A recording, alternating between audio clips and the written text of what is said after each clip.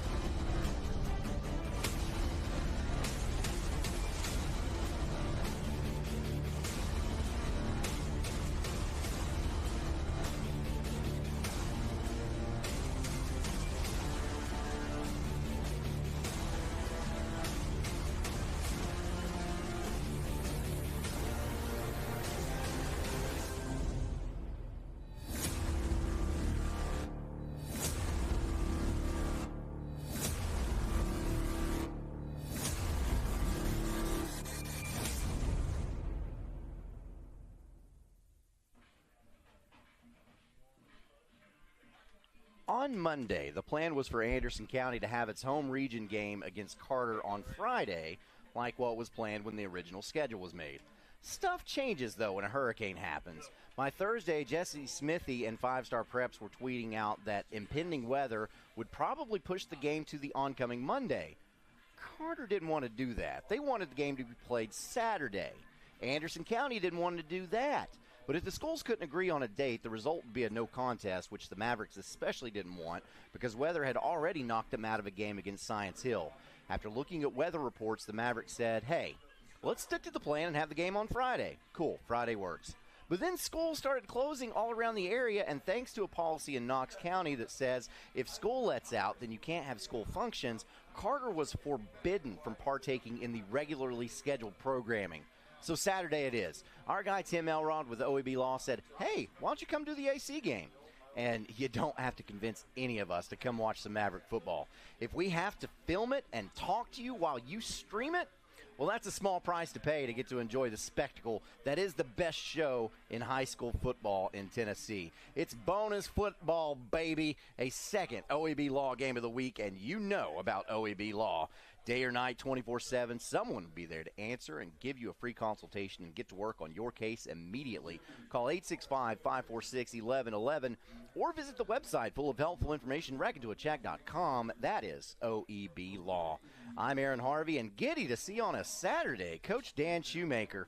On the air last night, you made the comment that playing on a Saturday gave you one less day to prepare for the next game, and that's certainly true, but adding to that, getting off schedule like this can also be a big distraction and get you off of your routine, so both teams will be dealing with that as well. Routine, Aaron, is so important when you're trying to run a football team. And as you have your game day routine established by this time of the season, you work hard to minimize anything that disrupts what you're doing. Our big routine buster was playing on a day off, like during fall break, or a day like this. And the players and the coaches who are used to that pregame routine, you got to try to keep things as close as possible. On days like today, I would bring my players in about midday. We would do some light walkthroughs, do some position meetings, and then try to get a pregame meal started around 3 o'clock or so. I imagine both of these teams dealt similarly with their schedules here today. It's also homecoming here tonight at Anderson County. That's possibly another distraction to throw in there. Look at the officiating crew there. Point them out so you'll know who to yell at later. There you go. No, for real. I don't condone that at all. We need officials, and they have a hard enough time as it is. So please don't yell at them. They trust me. They do the best they can. They're not out there trying to throw the game against your team. I promise you. So Dan Shoemaker, I'm Aaron Harvey. We're at Anderson County High School on a Saturday. We'll tell you some of what's already happened, some of what you can expect tonight, and we'll preview our game as well. Keep it tuned in here to the OEB Law Game of the Week.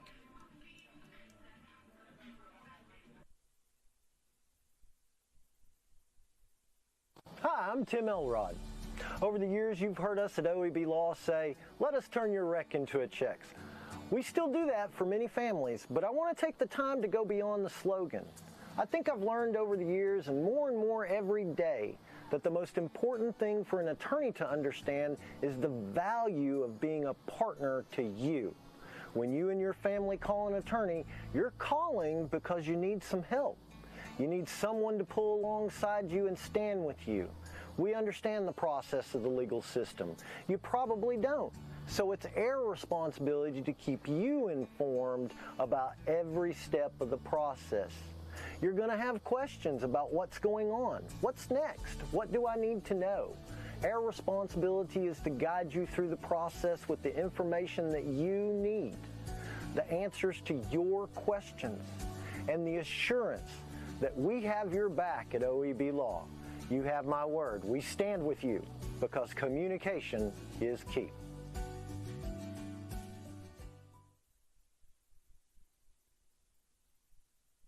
$1952. That's the year Hammers opened the first store in East Tennessee.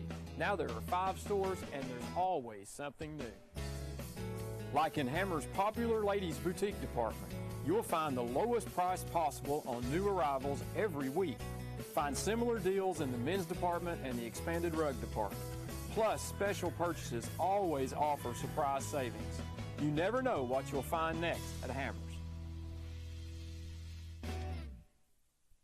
Upgrade your home with stunning natural gas appliances from Oak Ridge Utility District. Enjoy 0% financing with approved credit and turn your dream kitchen into a reality. Call today for a free estimate, get free delivery on all purchases, and enjoy handsome incentives on our appliances. Free delivery, 0% financing, and impressive incentives makes now the perfect time to switch to affordable, safe, and reliable natural gas. Don't wait. Choose Oak Ridge Utility District, your affordable energy choice. Call now or visit our website to get started. Hi, I'm Rick Scarborough. As a police chief, I spent my entire career serving and protecting our community. With threats to our Tennessee values growing, I'm running for state representative to ensure all our kids are protected and have opportunities with great schools and high-paying jobs. Anderson County is the best place in the country to raise a family. Please join my effort to keep it that way and defend our conservative values. Election Day is November 5th, and I would appreciate your vote.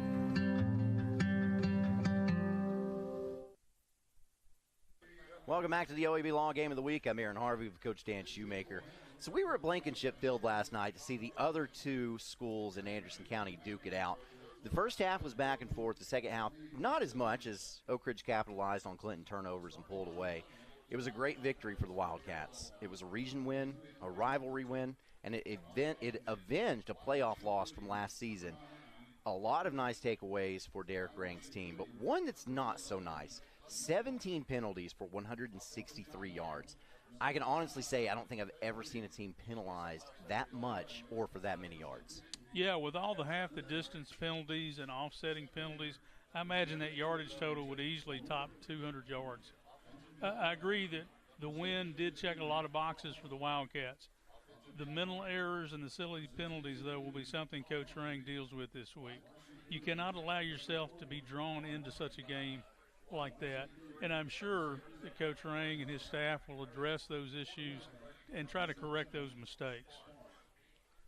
Oak Ridge will, well, actually, before I go there, I want to talk about Clinton a little bit, because Clinton showed a lot of poise for about the first 35 minutes or so of game time before Oak Ridge really took over. You saw two sophomore quarterbacks because the starter, Jalen Benjamin, the transfer from Powell, he injured his ankle.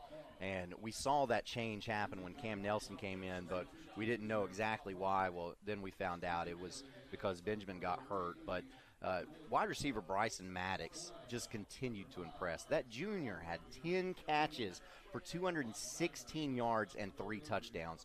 Through 6 games, he's racked up 650 yards and 9 scores. Yeah, Benjamin being a sophomore and Maddox being a junior portends a bright future for the Dragons for sure.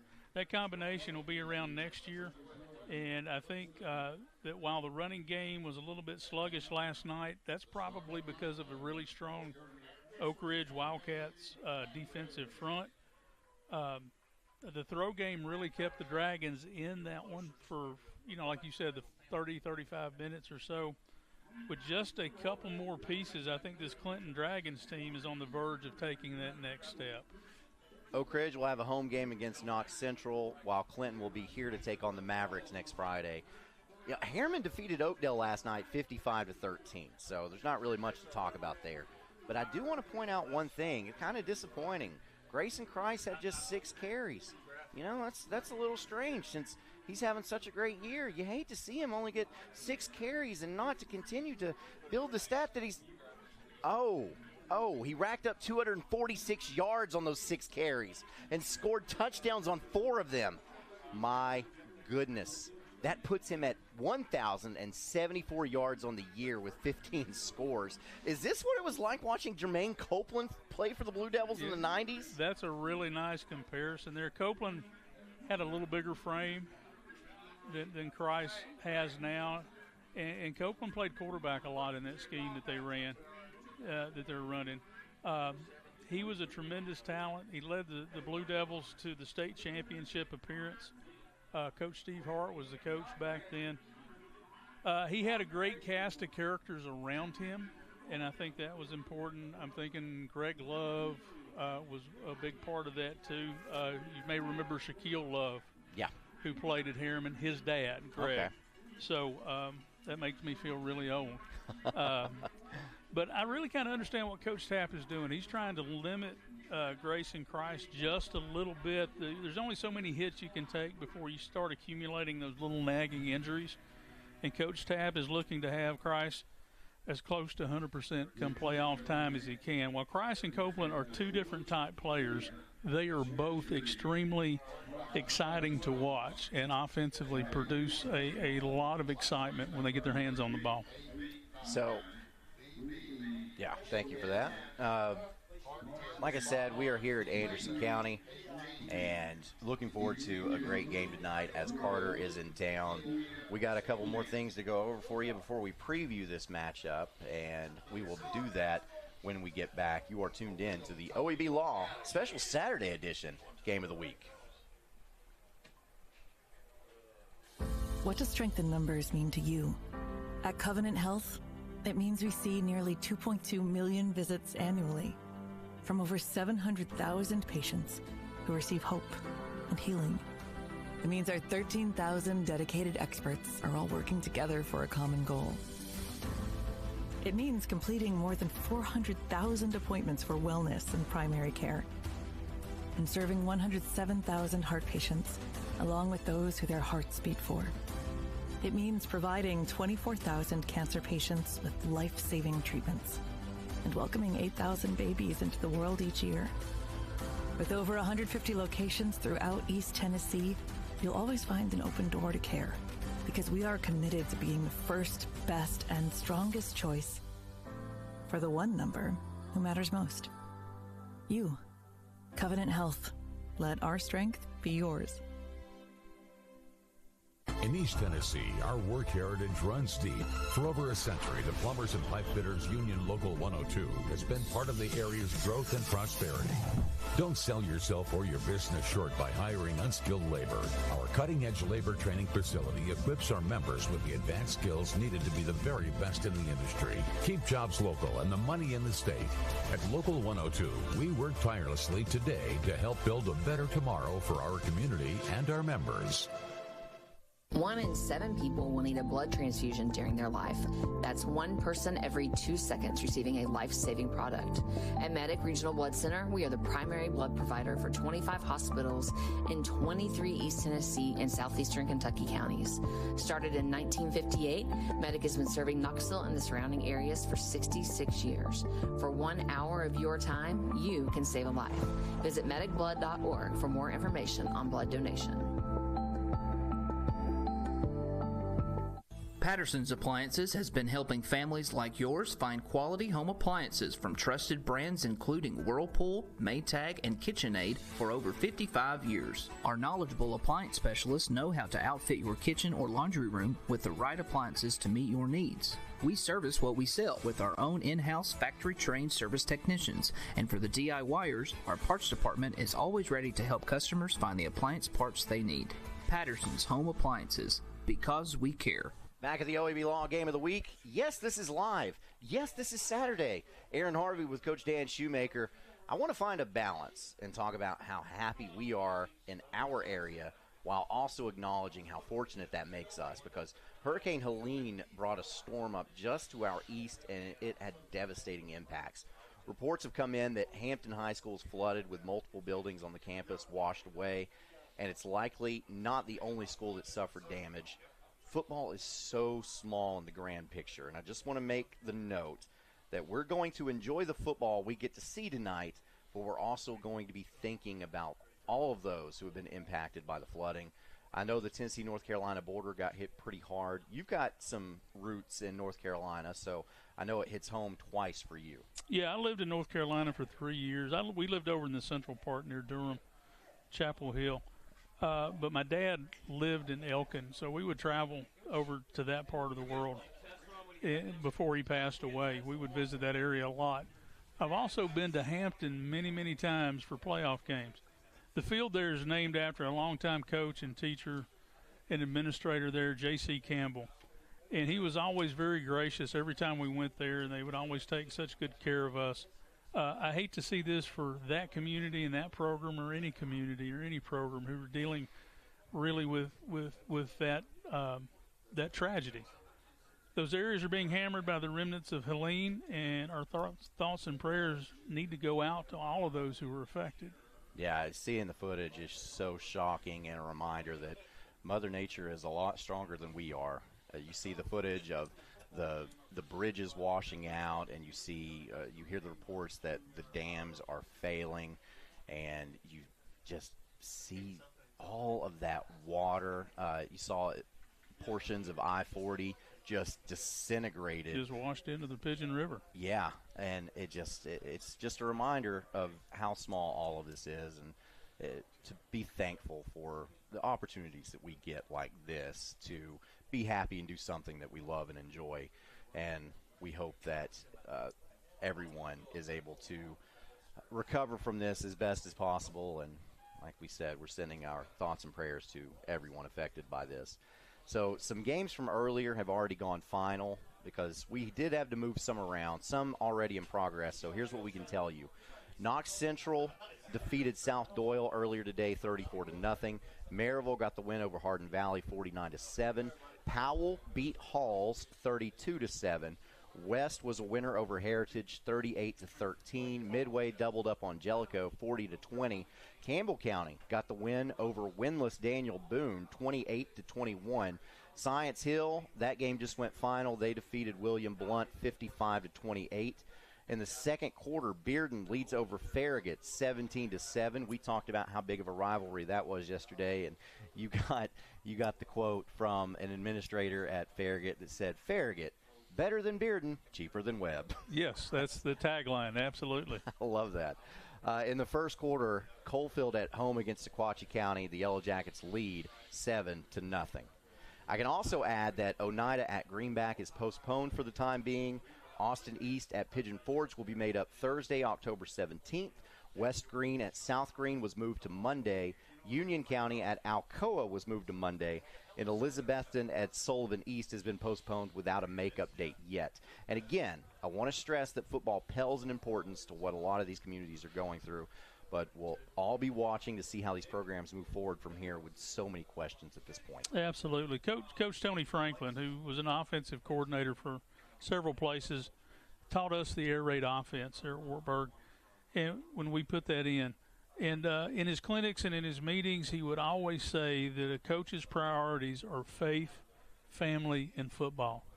And he said that when you get those things out of order, faith, family, and football, when you get those things out of order, you're really messing up. And he made sure that we understood that football was not the most important thing in his life, nor should it be the most important thing in our lives. And so as we think about all these communities and they're dealing with the loss and tragedy, faith, family, and football has to be our order as we look at those things. Beautiful words from Coach Tony Franklin. So Anderson County, you see them set. That looks like they're about to run out, but also we are getting set for the national anthem, which will play, and that will be performed by the Anderson County High School Marching Band. So I'll tell you what, let's keep it right here, and then we'll go to commercial, our final commercial of the pregame after we hear the national anthem from the Anderson County High School Marching Band. So interesting night, college football all day, college football this evening, and we're here doing this. This is the first time I've ever done a game on Saturday. I think, I know it is broadcast purposes, absolutely. Played one on Saturday because of field scheduling issues in North Carolina.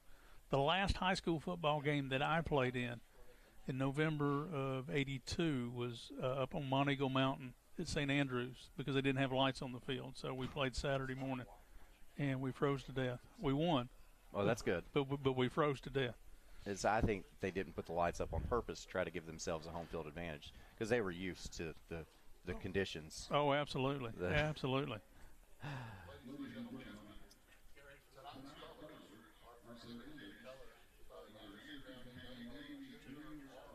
So the Anderson County Junior ROTC is presenting the colors. And doing a good job right there. That's harder than it looks. The thing about it is our coordinators and the junior ROTC and ROTC members, they make it look easy. So you wouldn't realize how difficult that could be. Right. They are well drilled. That's a nice job. So let's salute this big, beautiful American flag, and then we will go to commercial, and then we will come back and preview our game tonight between Carter and Anderson County.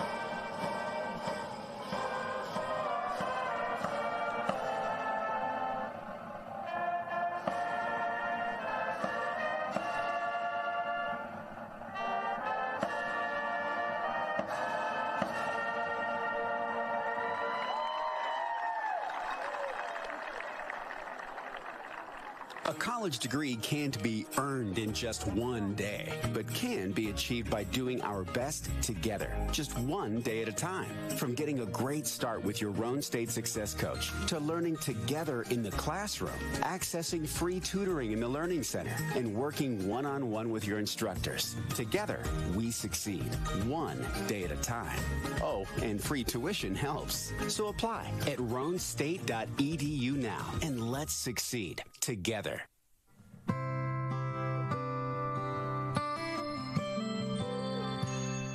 Over 14,000 neighbors live in fear of becoming sick or injured and having to make a choice between putting food on the table or seeking medical care. The free medical clinic tries to take that fear away. What do we help them with? We help them with diabetes, hypertension, any kind of medical need that they need that's necessary. And being in a community with the African American community lets them know that we're here. Evans Mortuary has been serving the needs of families in and around Roan County since 1976. As established members of our hometown community, we understand the security of dealing with people you know you can trust. We build our reputation on this trust. The Evans family appreciates the confidence the community has expressed in us over the years and will constantly strive to earn that favor. Evans Mortuary, 805 North Gateway.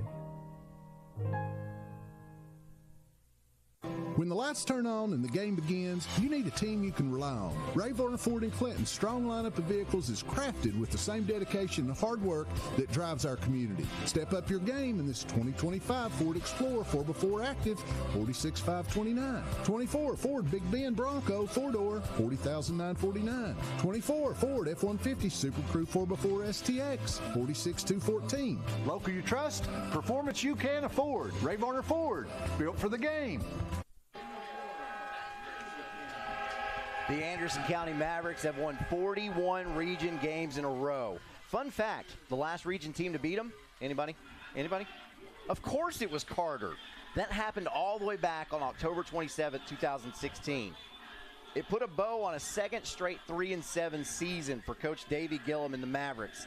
You think there weren't some grumblings from fans? You think there weren't some people who thought maybe Coach Gillum wasn't the right guy for the job? Well, those people are just glad that they weren't the ones making the decisions around here, because since that loss to Carter in 2016, the Mavs have gone 76-18 with a state championship and 7 straight region titles. On the flip side of that, Carter's on its 5th head coach in that time span. And interestingly enough, 2 of those coaches share a name with a former University of Tennessee football player. Vic Wharton was a coach in 2018. His son played for Butch Jones for a season before transferring to Cal, so that's one of them. The other is current first-year head coach Todd Helton, and it's not the same one that you probably thought of.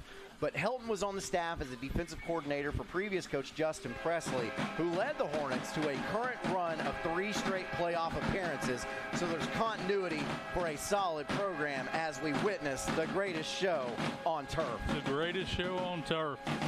You know, Aaron, you like this matchup for a lot of reasons. I think one, it's a region matchup, and this is going to lay the path for the playoff future for both of these teams. I think, two, it's a good test for each program to see where you are, make mid-course corrections and tweaks to what you're doing as your scheme as you move forward. Number three, I think it's going to be some exciting football tonight. If you like offense, you'll be happy with tonight's game. Carter moves the ball well. The Green Hornets are averaging over 30 points per game. Quarterback Brody Sparks, just a sophomore, but he's averaging 245 yards per game through the air with 14 touchdowns and 4 picks. And he spreads it around with 3 different receivers with 3 or more scores. If the rain holds off like it's supposed to, then we're probably going to see pigs fly. Pig skins, I mean. Pig skins fly. In reviewing the stats for this matchup, I was really impressed with the offensive production that Carter has through the air. They're spinning the ball. They're doing some really nice things. Another impressive offensive stat, though, was the running ability of Jody Scruggs. He's an excellent receiver. He's also an excellent running back, and he is able to do some things. He had a breakout game against South Doyle. I think if you lighten the box a little too much, you're going to see this young man have some big chunk plays.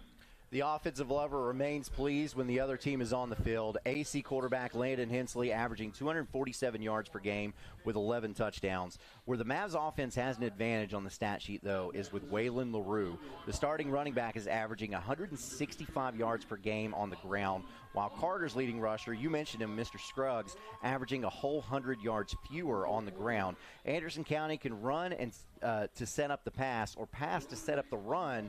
Carter relies heavily on the throw game. Yeah, you're absolutely right. Some teams set up the pass with the run, others set up the run with the pass.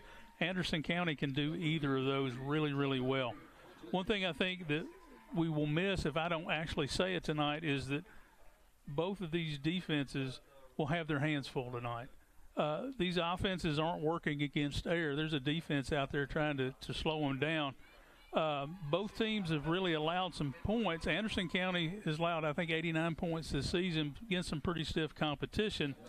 But they've been hard-nosed, and they've made offenses earn every one of those points. Carter is giving up a few points per game as well, and that may decide the game tonight, I think. Which defense is more effective at slowing down the other offense? You know, it just occurred to me that you wouldn't have got to come to Anderson County this season because you fell ill. I did. This is my first trip this year. Yeah, if Mr. Elrod hadn't asked us to do this game. So, hey, I'm glad you got to come back to see the greatest show on turf this season. The greatest show on turf, absolutely. Thank you, Mr. Elrod. How about that? Yeah, he's jealous, though, I'm telling you, because he sat in that seat right there. And he helped do the color commentating for the game where Anderson County was playing Fulton, and did a bang-up job. Did a great job, Did a bang-up job. So I'm glad y'all brought me back the next week. Well, of course we would do that. You're Dr. Dan, so we have to have you so that we can do our Dr. Dan's do's and don'ts. I think these are pretty straightforward for tonight. I think Carter, you've got to play your game, execute your offense, take the opportunity to take the next step. And then number two, I think is really important. Don't get caught up in the Maverick Stadium mojo. And you've already seen some of it tonight. We're going to see more. For Anderson County, get out early, keep your foot on the gas, and don't let Carter hang around. And I think the other thing is use the weather to make Carter one-dimensional. Pick your spots and go get them.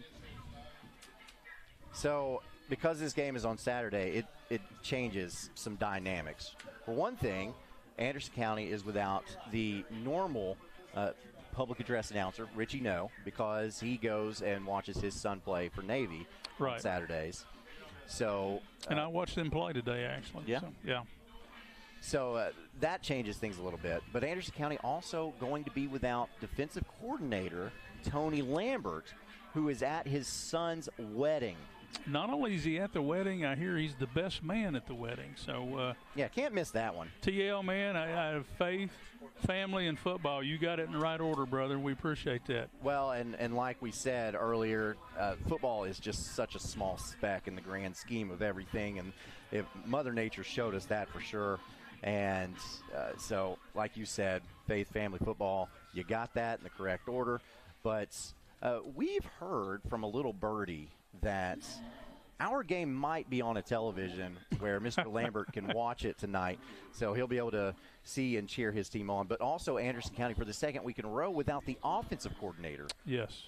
So some stuff just changed up tonight as we get flags on the play. So in case you can't tell by looking at your screen, Carter's going to kick to Anderson County, who have the ball first. And kickoffs are sponsored by the UA Local 102 Plumber Steamfitters Union in Knoxville, reminding you there is no substitute for UA skilled craftsmen.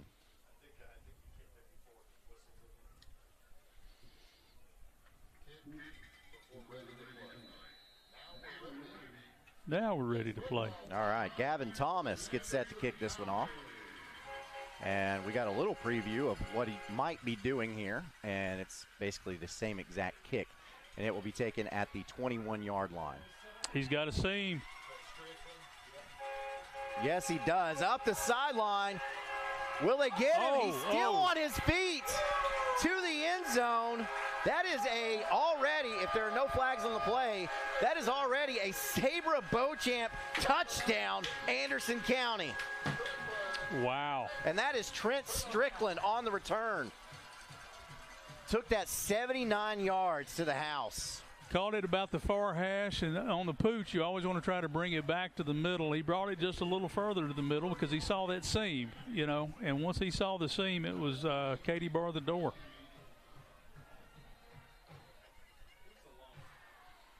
So for Anderson County, Jackson Payne on to attempt the extra point. High snap, bobbled a little bit, but still able to punch it through. It took 17 seconds for number 19, 79 yards, and Anderson County leads it already 7-0.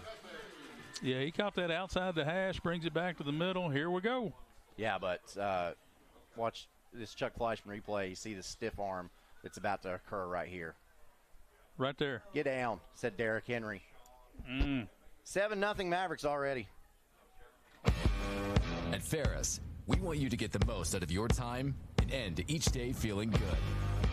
That's why we pioneered exclusive lawnmower suspension technology, allowing for full-speed mowing, even over the roughest terrain. Grow your business by getting more done in less time with Ferris.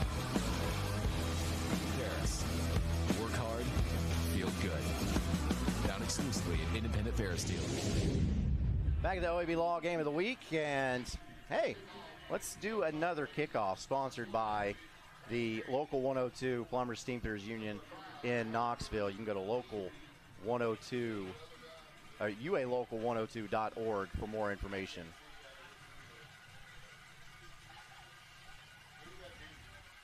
So here's our next kickoff. This is a high spinner that will be taken at the 2-yard line. And from the 2 up to about the 17, that's as far as Jackson Stuffle will get. Is that Reese Russell? No, on the tackle. Yeah, Reese Russell on the tackle. Nice open field tackle here. On that return was Gabe Dennis. Boom. Nice open field tackle. So Carter has a Hammers 1st and 10. The first Hammers 1st and 10 of the game. Oh, and we had a penalty. I didn't see it. I didn't see it either. It was a holding on Carter. So at the end of that run, they'll back up 10 yards. And Carter will actually take over at the Hornet 13-yard line.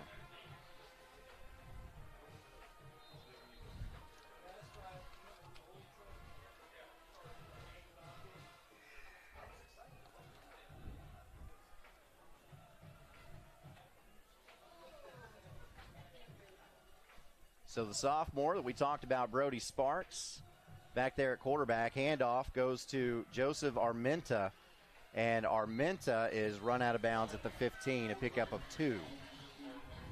Nice, nice little defensive scheme right there. They're going to play the edge, run to the outside, spill everything to the outside, and then go get it. Use that sideline for leverage.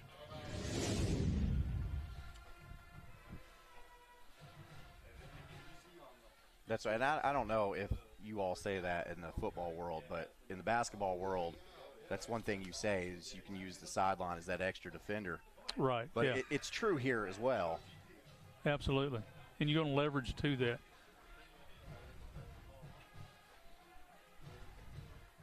So now you see Jody Scruggs in the game. He'll get the carry going from right to left, and Scruggs is tripped up in the backfield. Getting to him first was Stephen Powers from his defensive back spot.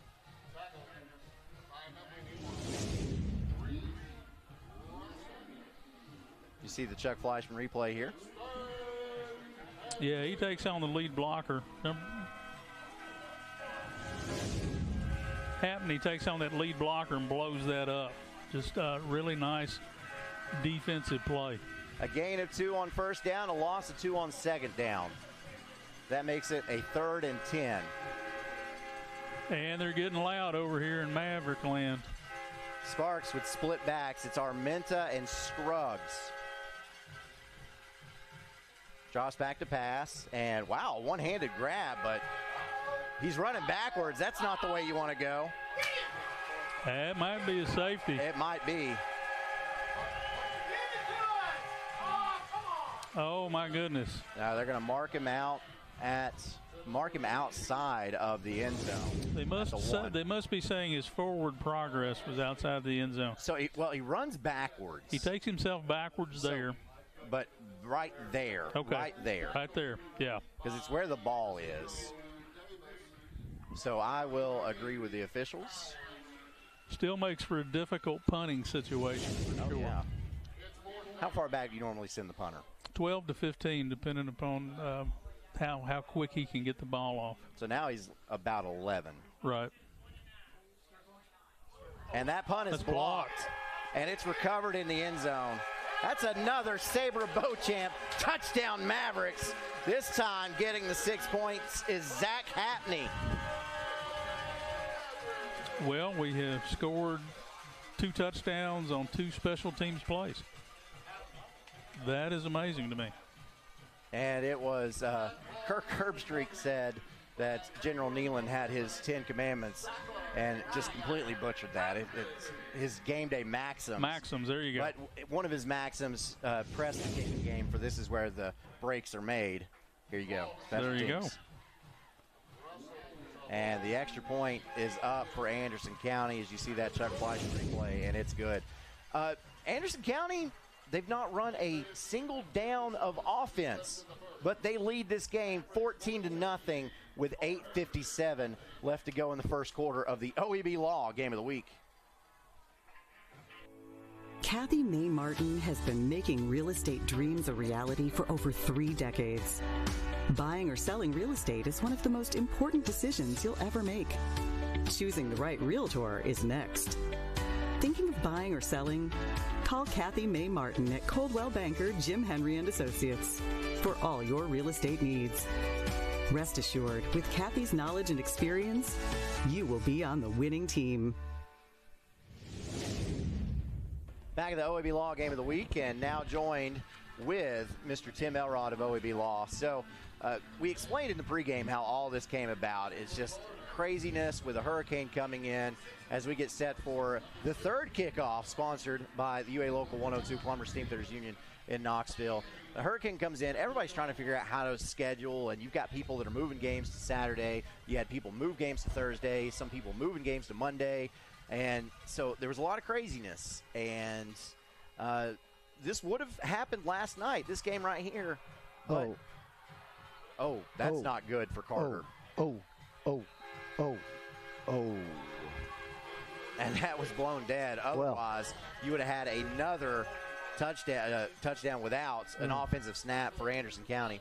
But, because Knox County has that policy saying that you can't have extracurricular activities on the day that you don't have school. You couldn't do this on Friday. So then it became, okay, Anderson County wanted to do it on Monday. Carter said, no, I don't want to do it on Monday. So Anderson County's kind of at their mercy and said, okay, fine, let's do this on Saturday. And here we are, and it's just one of those things where I think what we have to do is keep the most important thing first and foremost, and that is, A, the safety of the kids. Yes. B, making games happen that are on the schedule that, it's like a domino effect kind of thing. You knocked one down, and the next thing you know, you've got to reschedule a whole lot of stuff. So, you gotta send a shout out to all the administrators, the athletic directors, the TSSAA, and letting them work the best they can. And both these teams are on the field right now. Both these teams are playing really hard tonight, and that's what makes high school football a little more interesting, especially when you're here at Anderson County with fireworks. That helps out a lot. Coach Gillum Did you like the introduction? I loved the introduction. That was a good one. I liked the way the smoke stayed on the ground and kind of wafted across the field. It was incredible. That was a good one. Coach Gillum takes timeout. Timeout's tonight sponsored by Patterson's Appliances, and you can visit pattersonsappliances.com to shop online for quality home appliances today. So, you got to get the game played as it's scheduled. So did the best we could. We ended up here. I know it's been difficult for a lot of administrations. It is all over East Tennessee. Exactly, and I think again going back to the first point I made, which was, hey, safety first, and there's a lot of teams right now that aren't getting the opportunity, and they've got some very serious things going on there, and I would, I always encourage people to find a way to help out and do something for those communities up there. And it doesn't have to be a lot. Usually your time is what's most appreciated.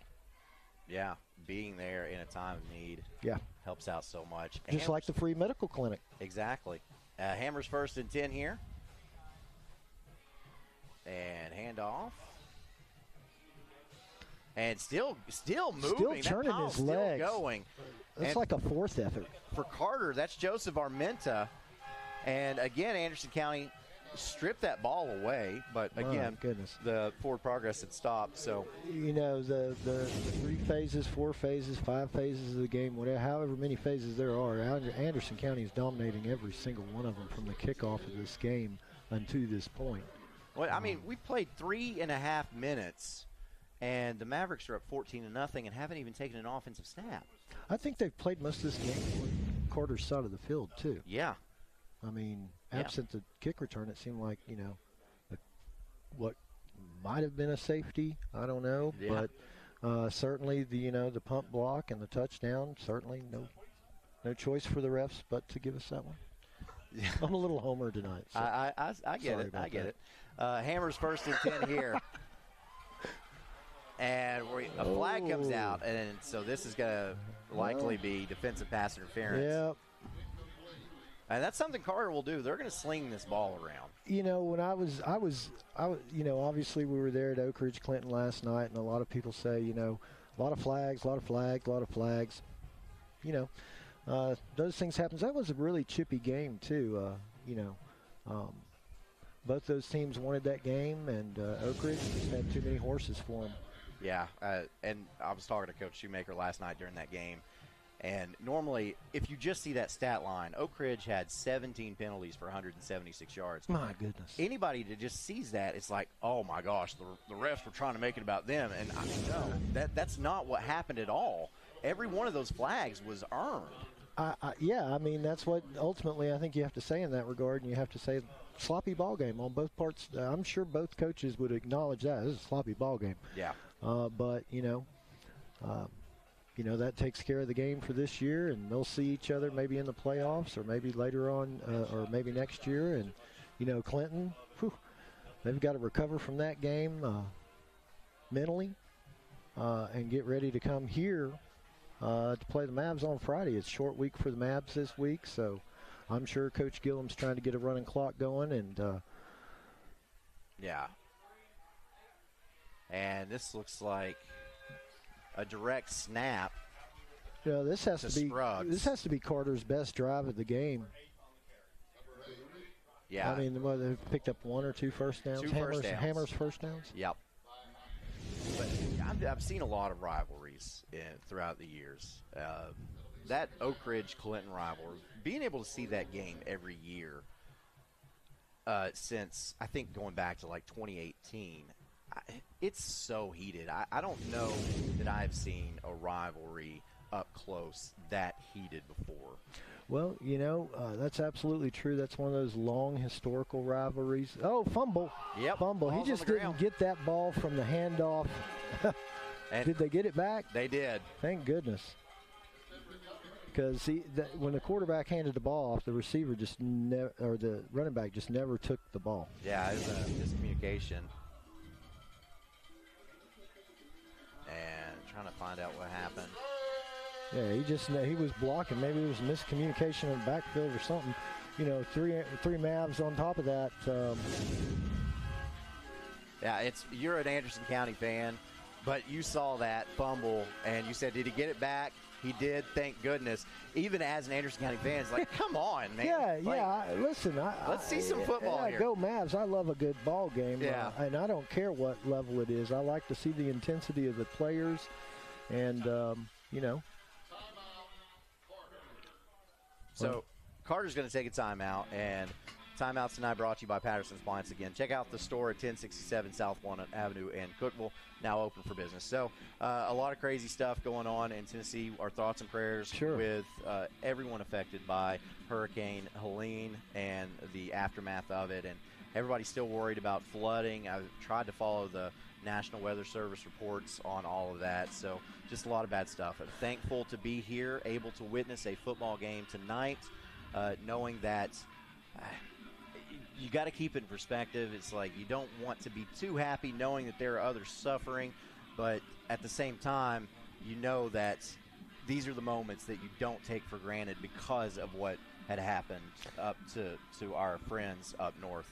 Absolutely, and, you know, thank goodness it's passing by now. We got a little bit left to go, get the rest of the water downstream and start cleaning up and rebuilding, because that's what East Tennesseans do.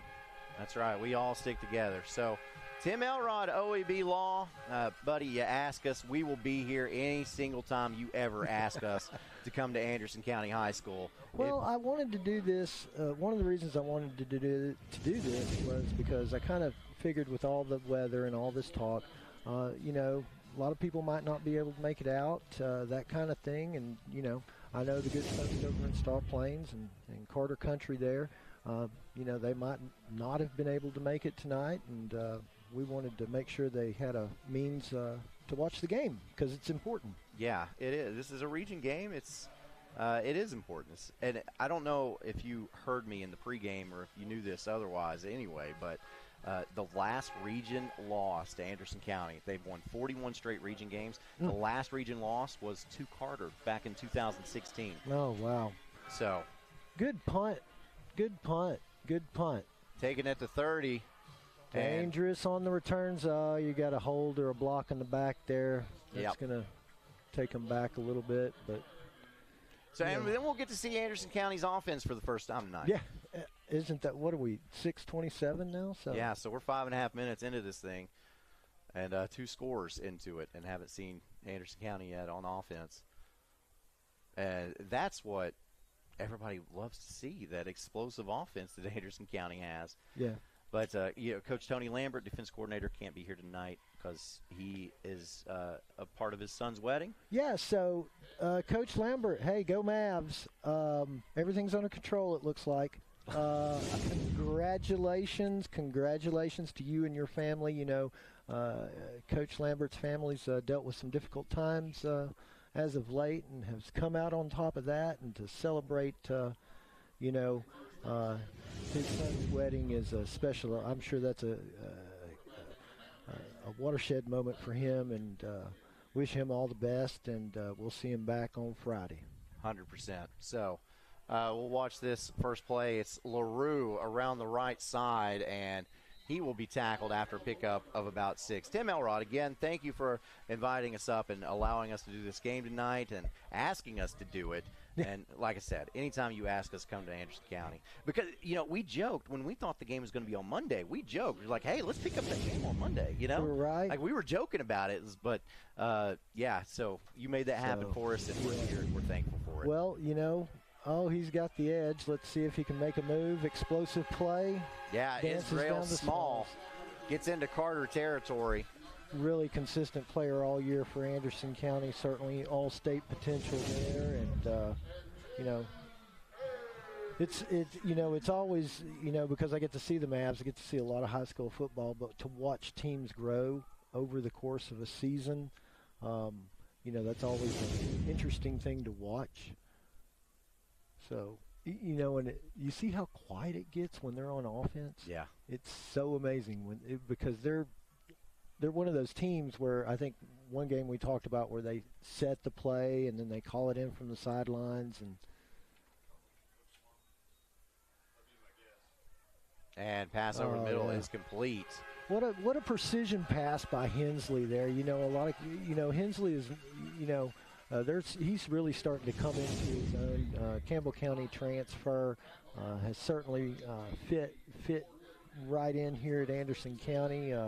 Great family, and a good kid, good scholar as well, I understand. So to see him start to really come into his own here under Gillum's system could lead to very special things in the postseason. And Hensley over the middle again. This goes to Small. Small can't handle it. Got to give a shout-out to number 12 on that one. That was a good play on the ball. Bang, bang play, and Smalls just couldn't hold on to it. That would be Isaac Cookston on that, but yeah. So just a good time in Mavland. It's turned into a beautiful night. Nice breeze. Yeah, nice night. We were concerned about some possible weather, but it moved out of the area. So there he goes, right up the gut. Good downfield blocking. LaRue. He's got the sideline. Isn't he fast? He's very fast. Gosh. Pushed out of bounds.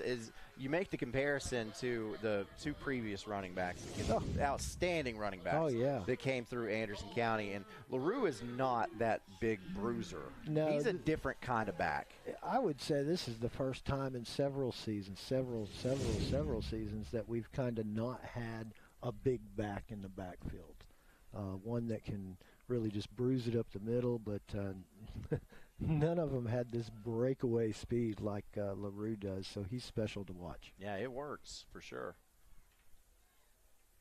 Hensley handoff LaRue, and this time LaRue is dragged down around the line of scrimmage.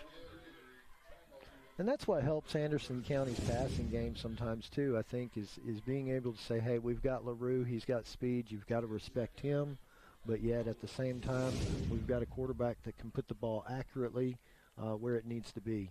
So, well, LaRue's having a special season. It might not get noticed, though, because they did lose that game against Science Hill where they didn't get to play it. So they've only got 4 games under their belt, whereas these other teams have 5. So he's averaging 165 yards a game on the ground, but his total yardage isn't up because they are missing that one game. And you got to look at the level of competition he's played against, though. Yeah, he missed Science Hill, but he played against what, Bearden? Powell. Yep. I'm just saying. Yeah. I mean, he's playing a division, 2 divisions up. So, and that's a testament to the offensive line. You know, and a lot of credit don't go out to 51 Dorton. What an outstanding kid. Got some college offers, real big kid. Very smart, bright kid. But so setting up the option there, Hensley keeps it, gets down to the 1-yard line, it looks like, and that'll bring up 4th and goal from the 1. Well, actually, they placed it at the 2. Well, I mean, it's just kind of like pick your poison now for Anderson County. There's probably very little Carter can do about this touchdown that's coming. Confident. I'm just saying. Confident is Tim Elrod. Now, we'll see if they deliver. I don't know. We'll see if they deliver. You know, Gillum's got all kinds of plays for this down and distance. And it is a handoff to LaRue. Oh. And LaRue, he's short. Got pulled down short. Wow. Good tackle. You jinxed him. That is a big stop for Carter, though. Yeah. They'll get this ball back way, way deep in their own territory. I'm going to say horse collar maybe, but yeah. Oh, he's saying face mask. Face mask, LaRue's horse saying collar. Face mask. But too bad we don't have instant replay on the field. But here at the Bull Ring, you can certainly see it on the Jumbotron. Yeah. They missed it. Yeah. Well, clearly missed it. Yeah, that's absolutely. Well, that's okay. Look what happened the last time Carter had the ball this deep in their territory. What happened? I mean, block punt. Yeah. For a touchdown. Should have been maybe a safety. I don't know. Ooh. What happened now? Carter was not ready, but the ball came at the quarterback anyway. Flags come out. Carter's really got to get something going here. How long has Coach Helton been with Carter? First year? Yeah, this is his first year. First year? He was a defensive coordinator under the previous staff, but this is his first year as the head coach. Well, now what, Anderson County decide to encroach? This is what it looks like. Well, and the thing about this is Carter got half the distance to the goal from the 1 yard line. I'm not going to say anything else about the Mavs scoring because this is not working out. No, it's not. And the thing that normally when you come up here and you talk to us, we get to see a touchdown of some sort, and this time it's no bueno. No bueno, but that's okay. It makes for a great game, and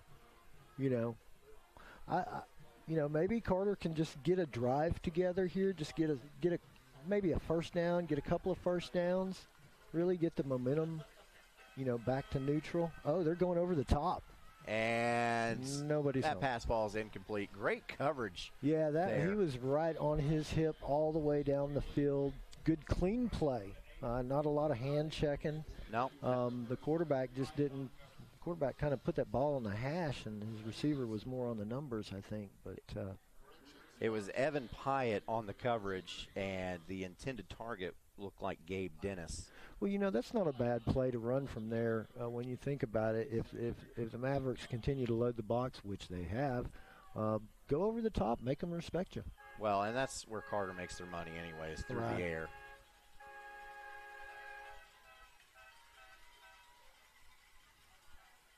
And quickly out to Brody Martin, and that gives Carter a little bit. Good pitch and kick. Yeah, hey, that's a good pitch and catch. That's a confidence builder. They've got to put a drive together. There's third down and manageable. They've got options on third down here, so we'll have to see what happens. It was a good tackle though, high-low kind of tackle, clean. So 3rd and 3. 2.5 left in this first quarter. So you know who the dude is on the... No, I don't. That's the principal, Ben Downs. Oh, okay. That's Dr. Downs, as they call him. Handoff, and Carter's going to have the first down and more. Oh, yeah. There you go. On that carry, Joseph Armenta. Run, blocks held, clean play. And that's just what Carter needs to stay in this game. I mean, look, we're 2:05 in the first. I mean, this is far from over. Yeah. That's the one time Anderson County has had the football. Carter got a stop, but they're still down 14 points. Yeah, but put a drive together, get some confidence. Carter's got explosion just like that. Yeah, and here it is, and that is the leading rusher for Carter, Mr. Jody Scruggs. Yeah, he's pumped. What a great run, aggressive run north-south. I mean, really put the moves on. And that gives Carter the Hammers 1st and 10 at the Hornet 49-yard line. But you see why Scruggs is the leading rusher. He's also he's an all-purpose player. Yeah. He's really good in space. And he's fast.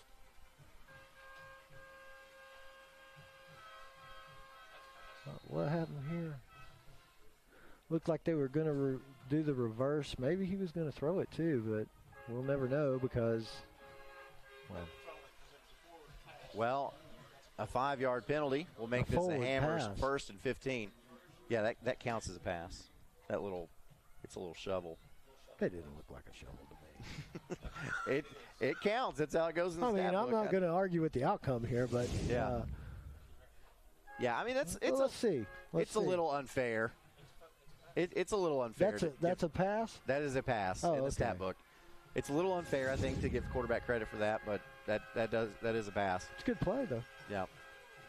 Oh, big this hit time, in the middle. Yeah, Scruggs is knocked down at the line of scrimmage. You could hear that one up here.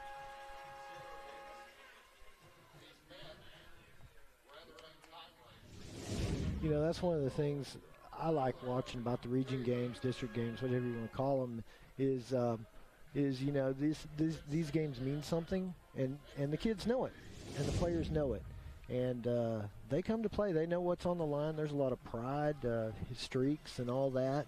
Yeah. But you know, good pitch and catch. Oh, good solo field tackle there by, what was that, Israel Smalls? Yep. And Dennis with that reception. So a pickup of 10 or 11 will make this a 3rd and 4. So we'll see if Carter can keep this football moving.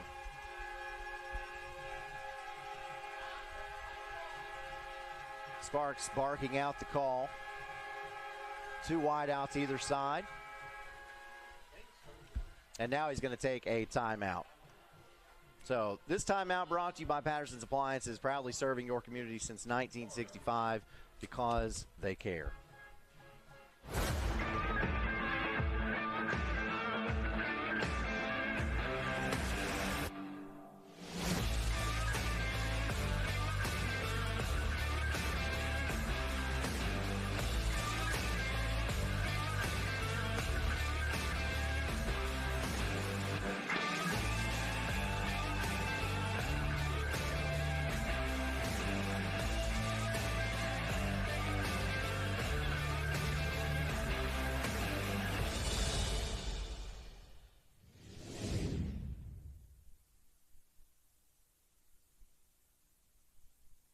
And welcome back to the OEB Law Game of the Week. There's no time on the clock. I don't know what happened. Carter took a timeout.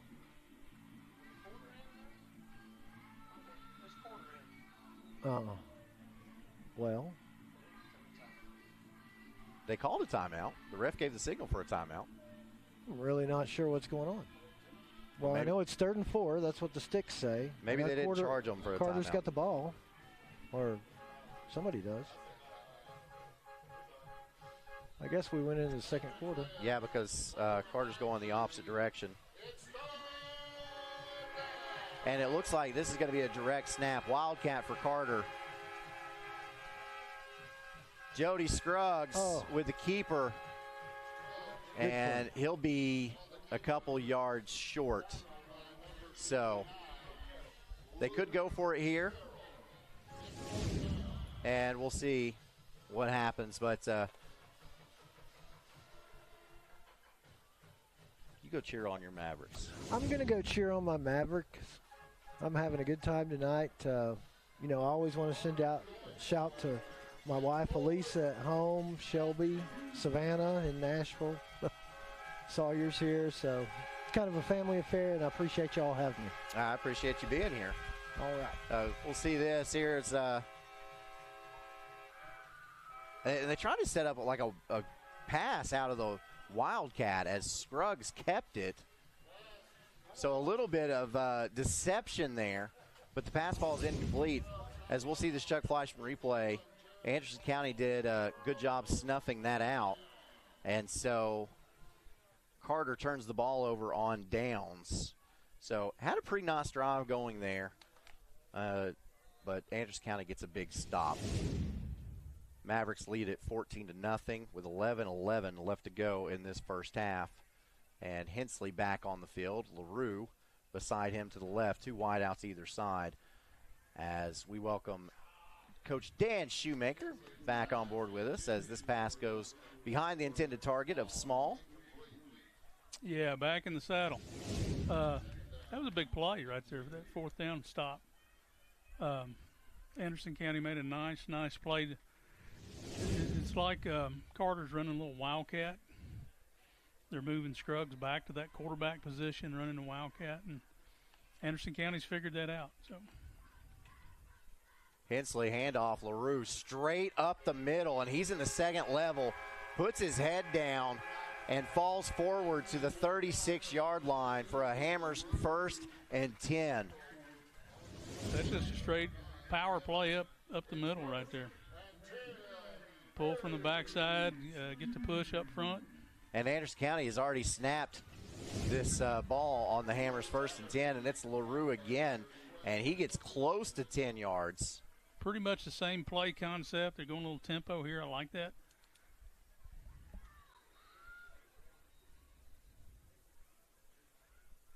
And the official's calling for a timeout.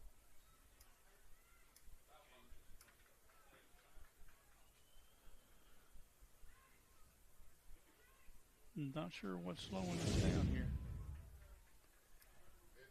So here's that Chuck Fleischman replay.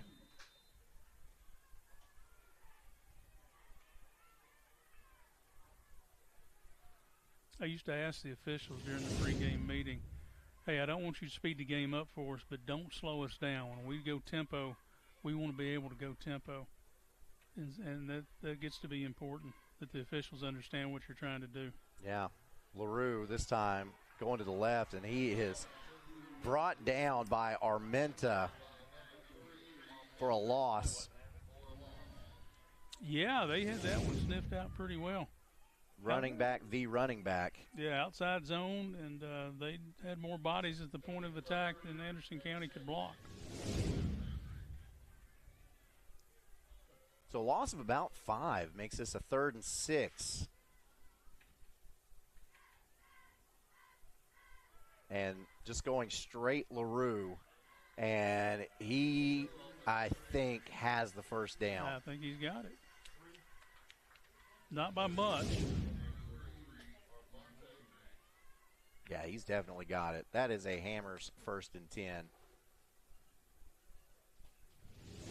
They're not moving the sticks yet, but where they placed that ball was definitely ahead of where they needed to be. Yeah, okay. Thought they were going to measure for a second. I thought that they were looking at it pretty hard, weren't they? But from my vantage point, it's like, you could see it from here. Yeah, definitely.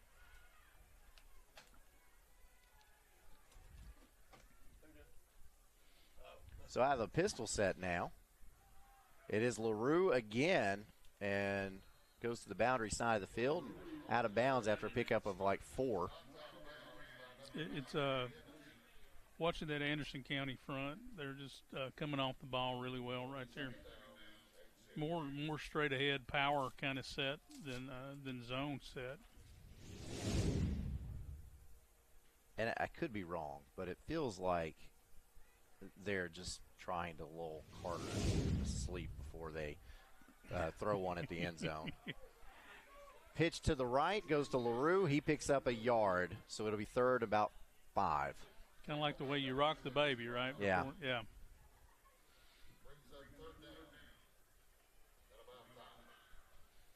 I'm not saying running LaRue is a bad strategy at all, because it's not. No, it's an excellent strategy. But you know the big play's coming. 2 wide outs either side.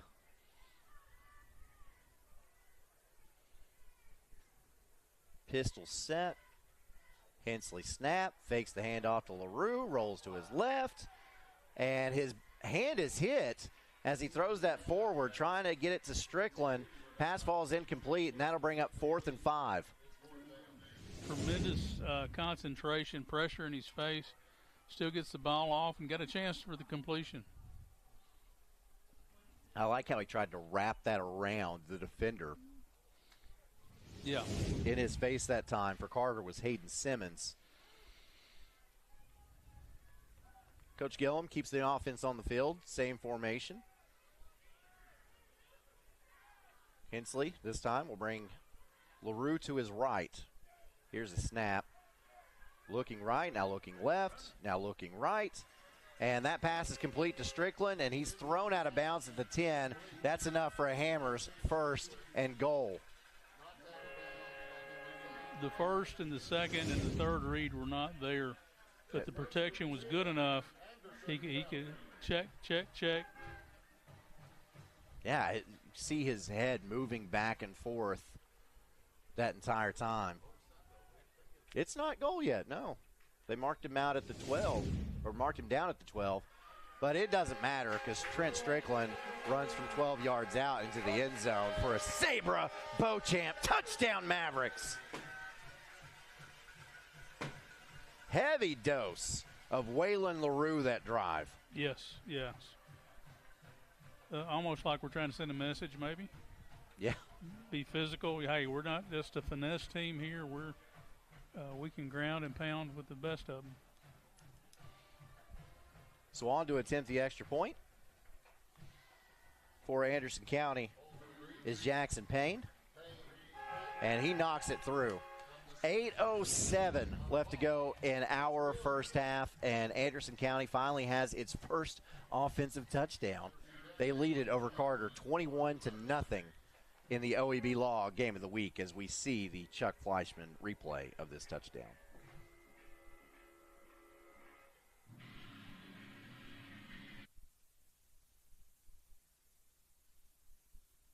To me, being an attorney means more than practicing just law. It means pulling alongside my clients and being their partner. It means keeping my clients informed through the legal process, which can be overwhelming. At OEB Law, we stand with you because communication is key.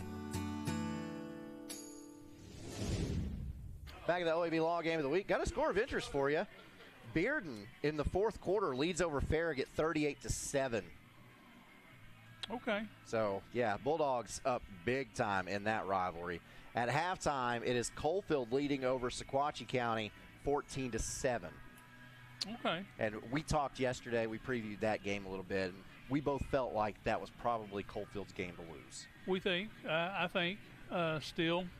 I think they're on a mission, and that's going to be the next step. So Mavericks lining this up to kick this ball off. Kickoff sponsored by Local 102 Plumber Steamfitters Union out of Knoxville.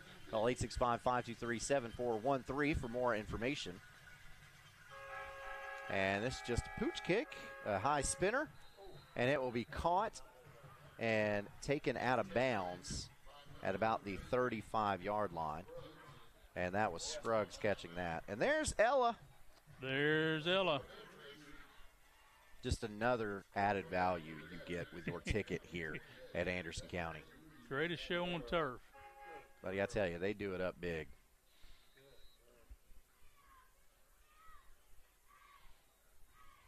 So Carter has moved the football decently, but has come up empty so far.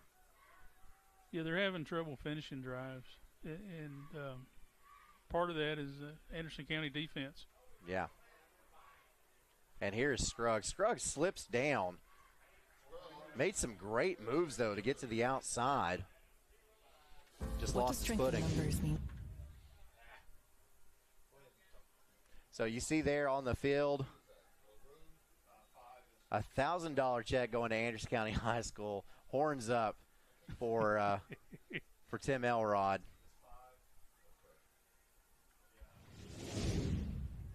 And Coach Terry. Old GT. AD extraordinaire. And here's a long pass up the sideline. Good coverage, man. I mean, they were in phase. The DB was in phase. Who is that? 5? That's what it looks like. Yeah, would be Wolfenbarger. Yep. Just great coverage, man. One-on-one coverage. He's on an island, right? But he's right there in phase, ready to make the play when the ball gets there. That'll bring up 3rd and 10. Ball at the 35-yard line.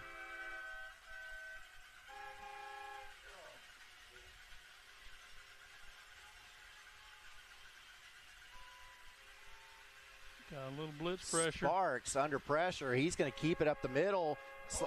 Slides down. And a flag. So this is going to be a late hit and or a target.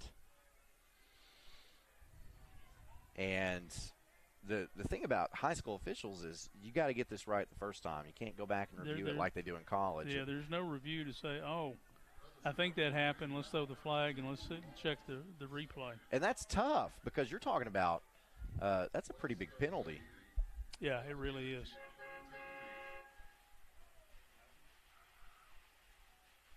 Okay, so they call it a personal foul. Dead ball, personal foul.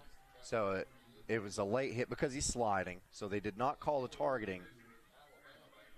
So he starts sliding right there, and that's when you got to pull up. Yeah, and it's a late slide. I get it. Yeah. But, yeah, you got to pull up. I think they forgive the contact if you're trying not to make it. Right. So that brings up a Hammers 1st and 10, ball at the Anderson County 42-yard line now. One of those inherited first downs. That's right.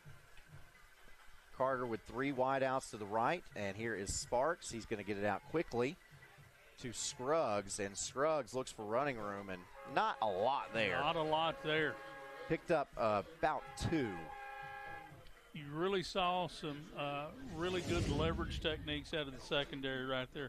They get the ball out to the edge, and Sparks on the edge is pretty dangerous.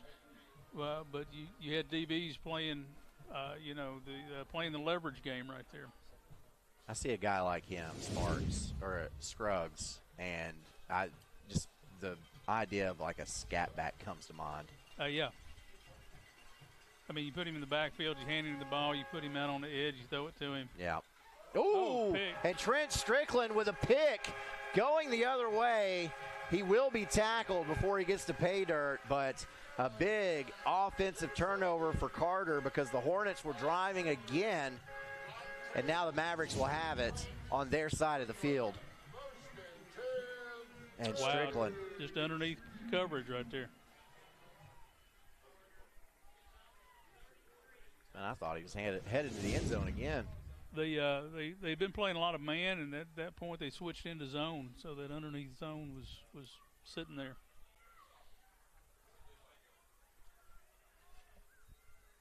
So Hensley will bring LaRue up to his right. LaRue does get the handoff, and he'll be stopped around the line of scrimmage.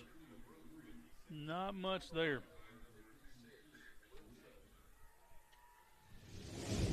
We go under 6 to play in this first half. Yeah, the Carter defense needs to step up here. They kind of got put in a little bad situation with the pick, so they need to rise up and get the stop here. Now, credit Anderson County with their defense got Carter on a bad spot on their one, which caused the blocked punt and the touchdown there. And credit Trent Strickland for his return skills on that opening kickoff.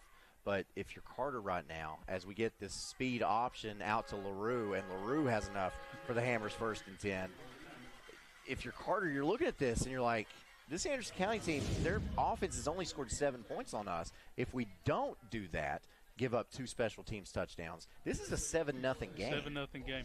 And who would have thought before the game, didn't see that flag. I didn't either. But who would have thought we'd be here in the middle of the second quarter and only have 1 offensive touchdown in this game? The entire game, yeah, with these explosive offenses. That's a good point. So after that penalty, I'm not sure what it was. I didn't see the signal, but that brings up 2nd and 12. And here is Strickland again, and showing off how he was able to return that opening kickoff for a touchdown. That was a heck of a run. He's pretty close to that first down marker. Yeah.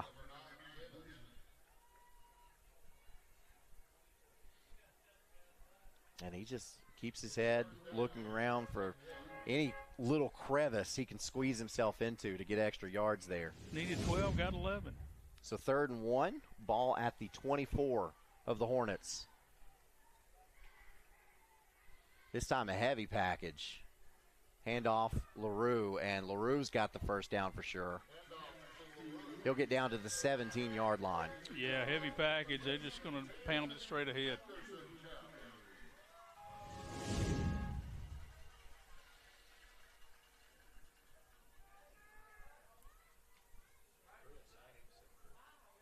So you get those two halfbacks in the backfield. Does that make it – do those count as tight ends or do those count as backs? I would call them wings or H-backs, but they're with the 50 number on, that's a heavy deal. That's a lead blocker right there.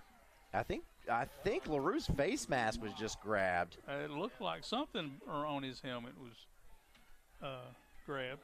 And there's not a flag on the play. We'll see the Chuck Fleischman replay really quick. Nope, not a face mask. Up around the shoulders. Good no call, officials. But on that Hammers 1st and 10, LaRue picks up about 4 to make it 2nd and 6. They're still in that heavy package. Yep. And this time Hensley is going to fake the handoff and pass out of it. He's got Small wide open and overshoots his target, just leads him a little too much. Just a little too much. And that'll bring up 3rd and 6. Had it right there. I like the call because you've been hammering with that heavy package.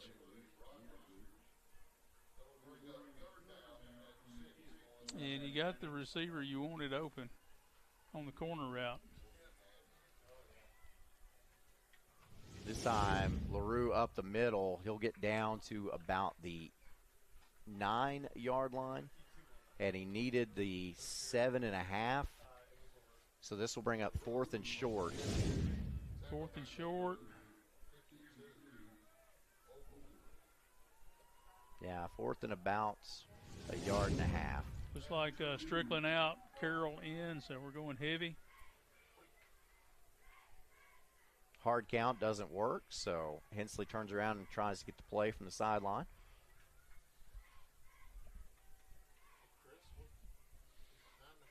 This time, Hensley does get the snap. Handoff, LaRue. He's got room. LaRue's got it. I mean, he's all the way in the end zone for a Sabre Beauchamp touchdown. With 2:26 left to play in the first half, the Mavericks strike again off of that turnover from Carter. You know, good teams will take turnovers and turn them into points. And that's exactly what happened right there. So now we have 2 offensive touchdowns. And it's almost halftime. Almost halftime. Yeah. So the Chuck Fleischman replay, you see LaRue just following blockers. Well, they pull one of those H-backs. Yeah. The extra point is through. So we've only got 2 minutes and 26 seconds until it's halftime here. Anderson County leads in this region game 28-0 on the OEB Law Game of the Week. All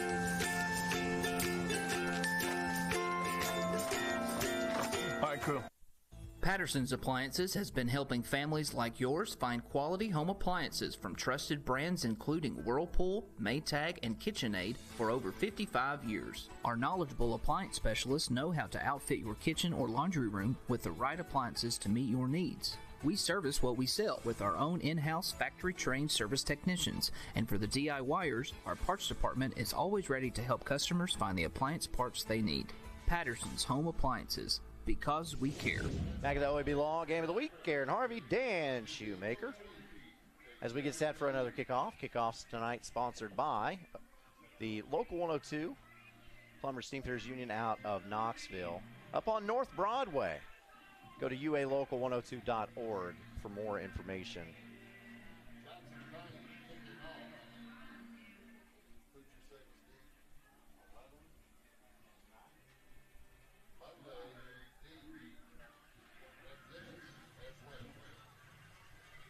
I remember one of the funniest stories when we were remodeling the house and redoing the bathroom. My father-in-law, who was a pipe fitter forever, made sure I understood the difference between a pipe fitter and a plumber.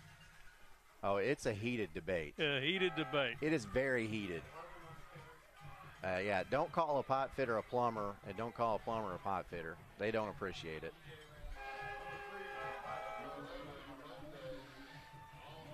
And you know what you call me? I wanted to continue my education after high.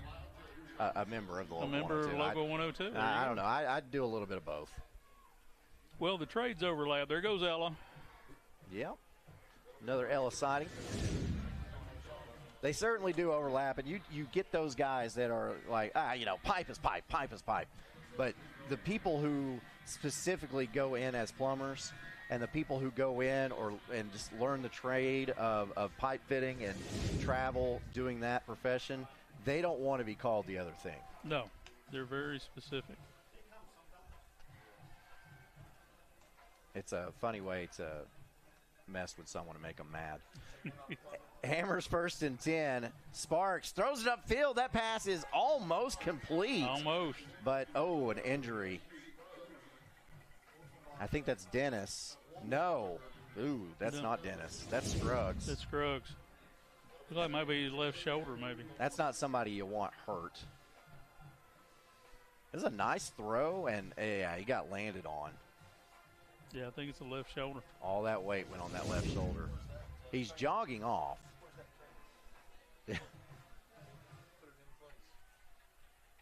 That trainer did that, didn't he? I don't want to see that again, frankly. So staying upright is Armenta, and Armenta picks up. It'll depend on where they spot it. Looks like they're going to give him the 20, so that'll be a 3-yard gain and bring up 3rd and 7 as we get under 2 to go in this first half. Yeah. Taylor Davis there first. Maintained contact till the rest of the Mavericks got there to get him down. Armenta and Scruggs that's a really nice 1-2 punch. It really is.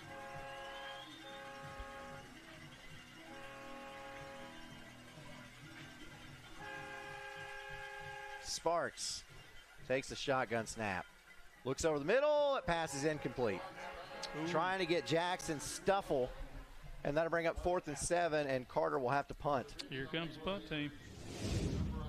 And a minute 22 is a lot of time for this Anderson County offense if they want to try to get some more points on the board before the half. They're really going to have an opportunity here, and they can. We know offensively that they can throw the ball. They can spin it pretty well too. Now Carter will get the ball to start the second half.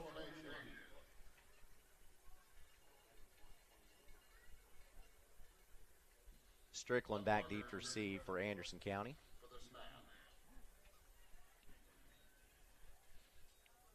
And this punt is away.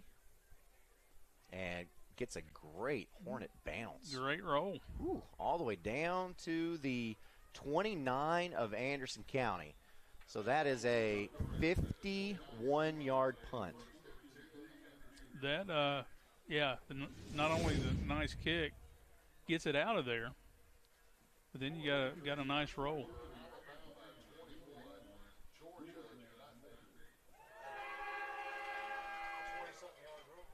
Yeah. It's like my driver hits a cart path. I'm off the tee, man. Aim for that cart path. Well, at least in your analogy, your ball's on the fairway somewhere or something. Mine's over here on the other side of the track. Oh, so wide here is open. Hensley. Yeah, wide open somehow is Israel Small. And Small tackled at the 44 of Carter. Yeah, and they're going quick. So another Hammers 1st and 10. Anderson County's going quick. They're already lined up before the sticks are even set. That's a 27-yard gain. Hensley, straight drop, steps up in the pocket, and he will ball's free. And Hensley able to jump back on it. And Anderson County is going to take a timeout. So we see the Chuck Fleischman replay. This timeout brought to you by Patterson's Appliances. They service what they sell with in-house factory-trained appliance service technicians. Evans Mortuary has been serving the needs of families in and around Roane County since 1976. As established members of our hometown community, we understand the security of dealing with people you know you can trust. We build our reputation on this trust. The Evans family appreciates the confidence the community has expressed in us over the years and will constantly strive to earn that favor. Evans Mortuary, 805 North Gateway. Back to the OEB Law Game of the Week. 41.7 seconds. Yeah, this is the second edition of Week 6 of the OEB Law Game of the Week. The second doubleheader we've had this season. You know, it's kind of like when you're teaching and you're not expecting that snow day, and then you get up the next morning and the snow canceled school. You go, oh, man, that's great. This is kind of like that, man. We weren't expecting this. Yeah. But we're glad it happened. Shoot, yeah. I will take it.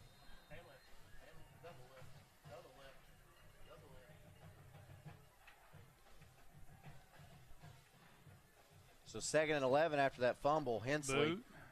Rolls to his right. Looks upfield. Finally throws it across his body and across the field. And almost had a great completion to Wolfenbarger. Oh, yeah, almost.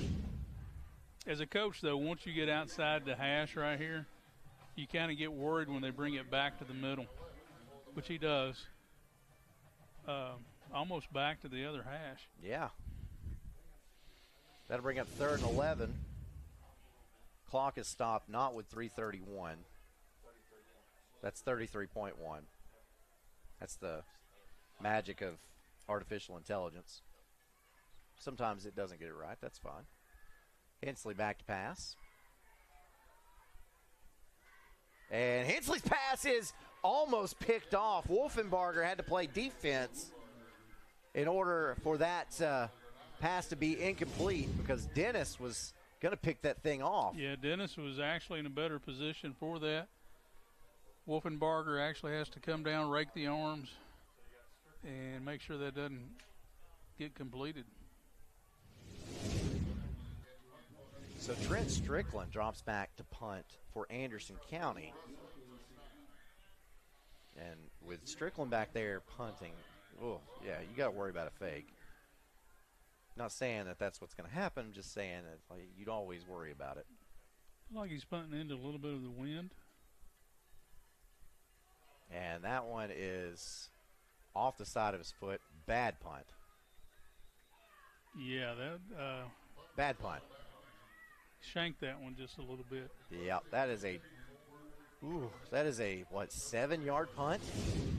Something like that, yeah. Yeesh. The wind didn't help. Nope. You can look across the way and see the flags over there. They're blowing pretty good. So you're going to have to hit that one really well to get some distance on it. So Carter with 18 seconds to work with.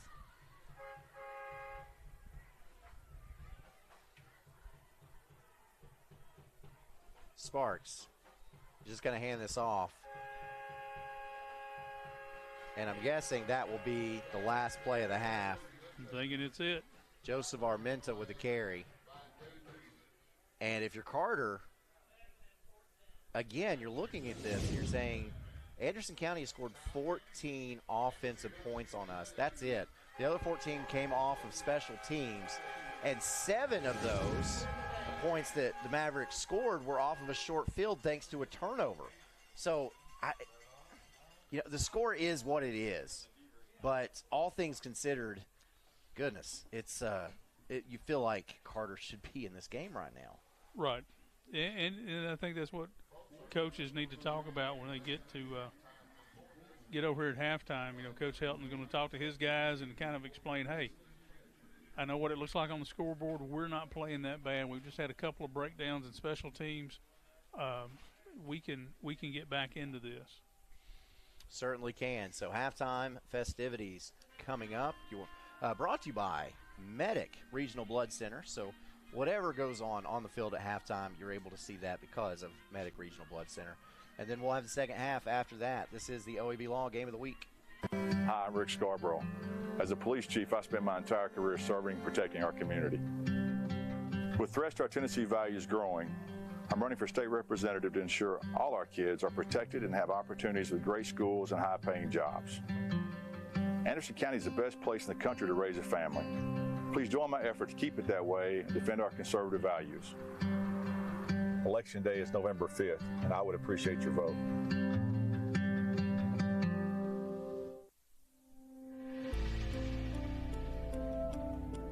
Over 14,000 neighbors live in fear of becoming sick or injured and having to make a choice between putting food on the table or seeking medical care. The free medical clinic tries to take that fear away. Bringing the healthcare, primary care out to our rural communities. I've had patients tell me that if it wasn't for us, they wouldn't be able to have any kind of health care. So us being able to go into these areas and provide that on-site care to these patients that can also come back week to week if they need for follow-up primary care, it is life-changing. It means a world of difference between actually life and death for them. Kathy May Martin has been making real estate dreams a reality for over 3 decades. Buying or selling real estate is one of the most important decisions you'll ever make. Choosing the right realtor is next. Thinking of buying or selling? Call Kathy May Martin at Coldwell Banker Jim Henry & Associates for all your real estate needs. Rest assured, with Kathy's knowledge and experience, you will be on the winning team.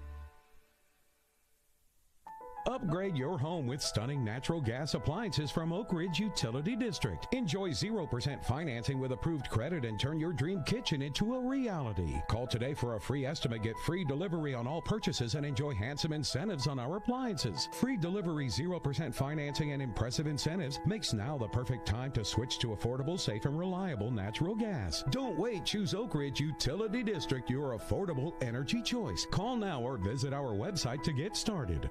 When the lights turn on and the game begins, you need a team you can rely on. Ray Varner Ford and Clinton's strong lineup of vehicles is crafted with the same dedication and hard work that drives our community. Experience quality and value in this pre-owned 2018 Ford Mustang Convertible, $24,550. 2023 Ford Bronco Sport Big Bend, $29,789. 2022 Ford Escape SEL all-wheel drive, $26,975. Local you trust, pre-owned vehicles you can afford. Ray Varner Ford, built for the game. 1952. That's the year Hammers opened the first store in East Tennessee. Now there are 5 stores, and there's always something new. Like in Hammers' popular ladies' boutique department, you'll find the lowest price possible on new arrivals every week. Find similar deals in the men's department and the expanded rug department. Plus, special purchases always offer surprise savings. You never know what you'll find next at Hammers. In East Tennessee, our work heritage runs deep. For over a century, the Plumbers and Pipe Fitters Union Local 102 has been part of the area's growth and prosperity. Don't sell yourself or your business short by hiring unskilled labor. Our cutting-edge labor training facility equips our members with the advanced skills needed to be the very best in the industry. Keep jobs local and the money in the state. At Local 102, we work tirelessly today to help build a better tomorrow for our community and our members. 1 in 7 people will need a blood transfusion during their life. That's 1 person every 2 seconds receiving a life-saving product. At Maverick Regional Blood Center, we are the primary blood provider for 25 hospitals in 23 East Tennessee and southeastern Kentucky counties. Started in 1958, Maverick has been serving Knoxville and the surrounding areas for 66 years. For 1 hour of your time, you can save a life. Visit medicblood.org for more information on blood donation. At Ferris, we want you to get the most out of your time and end each day feeling good. That's why we pioneered exclusive lawnmower suspension technology, allowing for full-speed mowing, even over the roughest terrain. Grow your business by getting more done in less time with Ferris. Ferris. Work hard, feel good. Found exclusively at independent Ferris dealers. To me, being an attorney means more than practicing just law. It means pulling alongside my clients and being their partner. It means keeping my clients informed through the legal process, which can be overwhelming. At OEB Law, we stand with you because communication is key.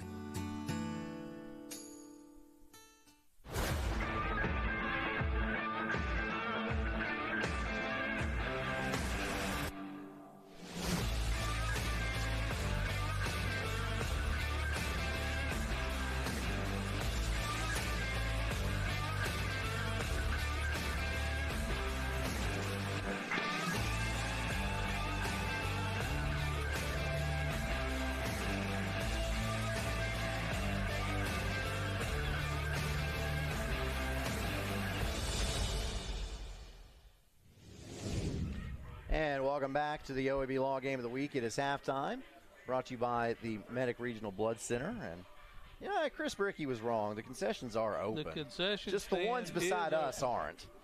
Yeah, the ones up here at the top of the press box are not open. Chris was quite distressed with that. Yeah, he makes it a weekly thing, stopping by the concession stand. Yeah, we need to get him to start reviewing the concession stands and start ranking them and telling people, like, hey, here's the special thing you can get here. This is what I tried. I think you would love it. Something like that. It's become a special segment to the pregame or the halftime or something. There you go. Yeah, that would be very interesting.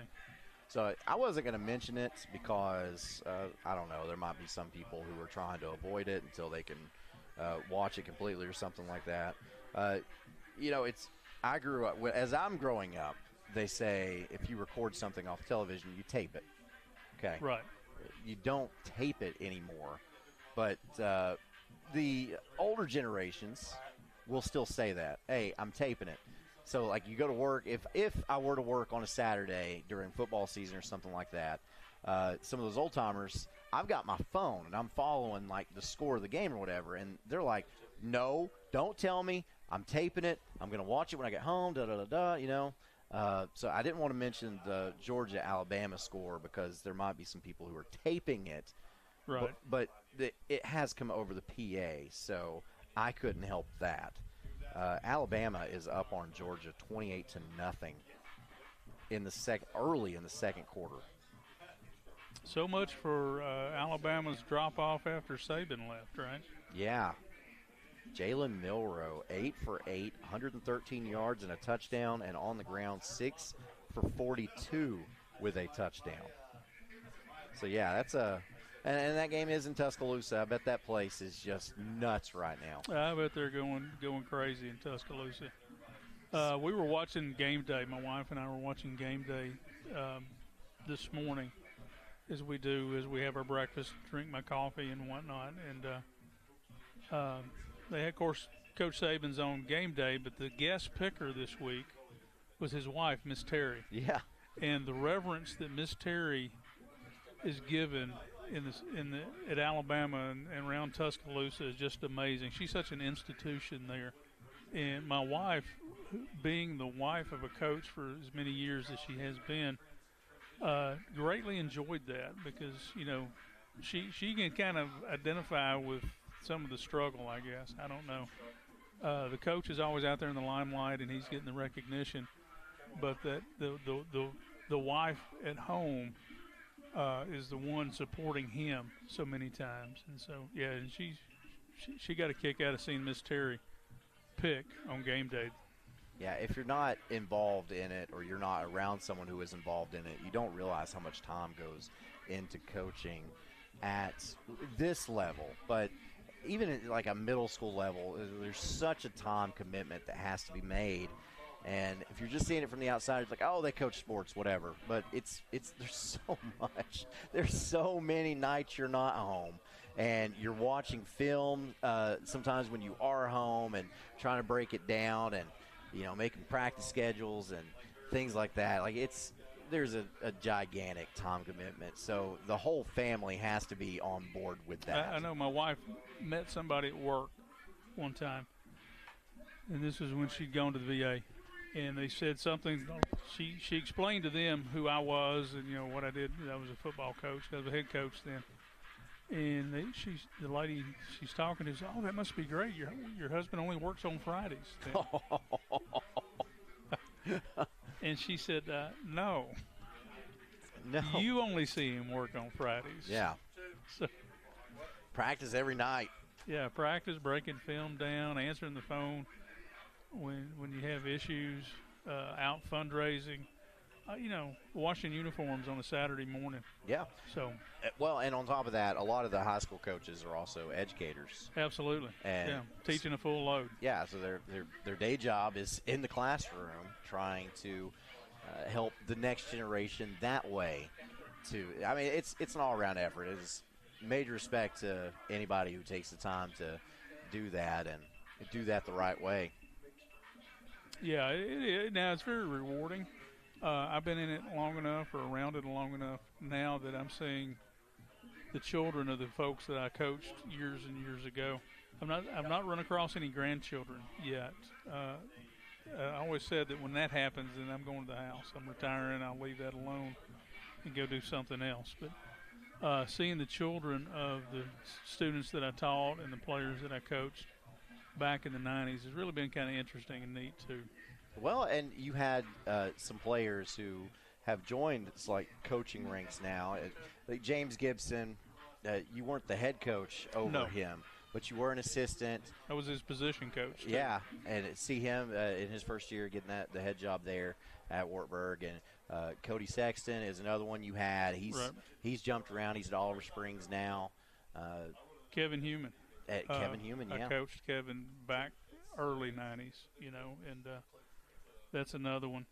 I also impacted the coaching tree, the basketball coaching tree in Wartburg. I don't know if you realize this, but I was a basketball coach for 1 year when I was teaching 7th grade. And Jason Davis and Aaron Jones both were 7th graders and played on that team. So you have a basketball tree too. Yeah, it's a Jason Davis. More like a shrub. But yeah. That's funny. You said Aaron Jones. Yes. Who is now the principal at Kingston. Right. And Jason Davis, who is a principal now, right? Principal at Wartburg, yeah. At the high school. A former girls basketball coach. Took the very first girls basketball team to state. Yes. I want to say back in 2008 there at Wartburg. So, yeah, that's funny. Well, and, you also brought up Tony Lambert earlier. Of course, he's at his son's wedding, and we hope he's having the time of his life. I can't imagine the emotions. Celebrate. Yeah. I don't want to think about the emotions that you go through on your child's wedding day. But, I mean, that's somebody that goes back a long way with you as well. When he taught for, I think, a semester at Wartburg, and we worked together. And I think after that, he actually came here to Anderson County coaching for Coach Larry Kerr. And that was, he didn't really coach with us, but I knew him from that. And then he was over here, and I knew him here. And then he went to Oneida. And it was up there was an institution in Oneida for a long, long time. And he and I, it's amazing that coaching fraternity, I'll call it, when you need film or you're asking about this or that or the other, hey, yeah, just come on up. We're doing film at 3 o'clock on Sunday, so you show up at 3 o'clock on Sunday and you're kind of going through their film with them, kind of getting some ideas for what you need in a couple of weeks. So, we've always been very supportive of each other. Now, on game days, we get after each other, right? Because that's the way it is. But always away from the field, away from it, you're very supportive of each other as well. Because this coaching is a very, very hard profession. I had no idea he taught a semester at Wartburg. He did. I didn't know that.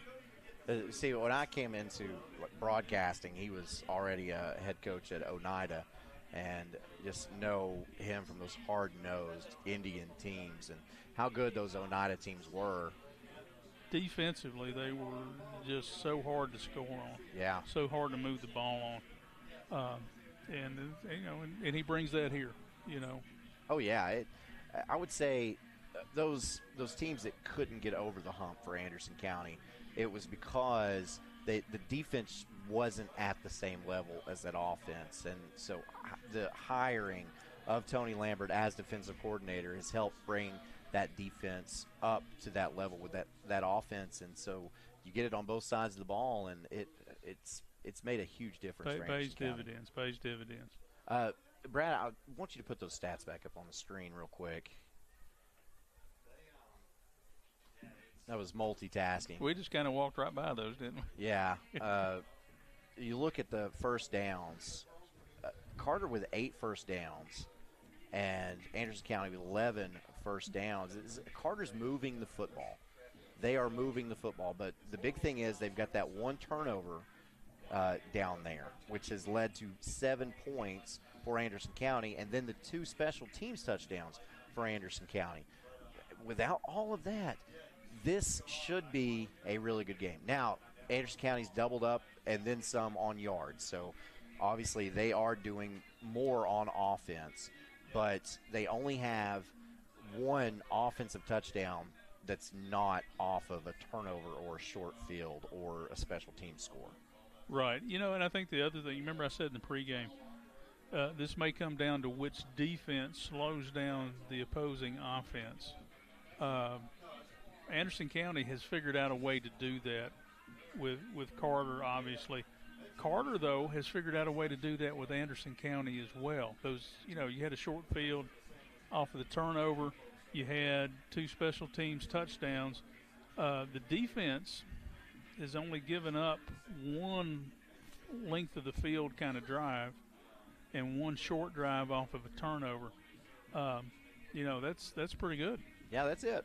So this game has so far been a lot better than maybe some people had anticipated, but you don't know that by looking at the scoreboard, because Anderson County is 1 score away from a running clock in this thing, and it just doesn't feel like that should be the case right now. Absolutely. You were talking about how Carter's going to get the ball coming out, and I'm thinking, no, wait a minute, wasn't Carter on offense first? Yeah, they were. Well, yeah, they were, because Anderson County ran the kickoff back for a touchdown.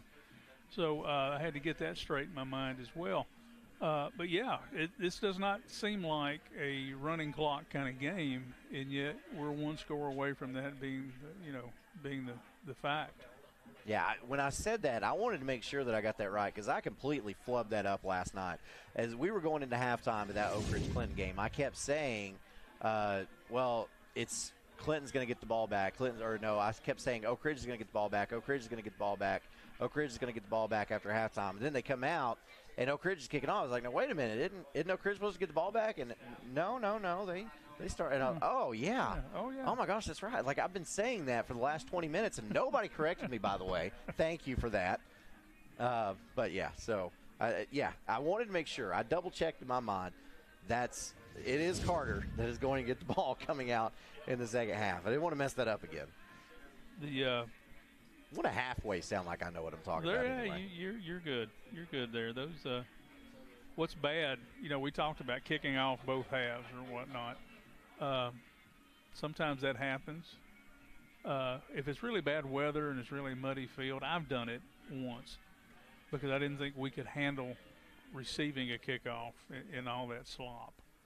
But sometimes, the official will look at the whoever wins the toss, they defer. They look at the other guy and said, what do you want to do? And the kid says, well, Coach said we won't kick.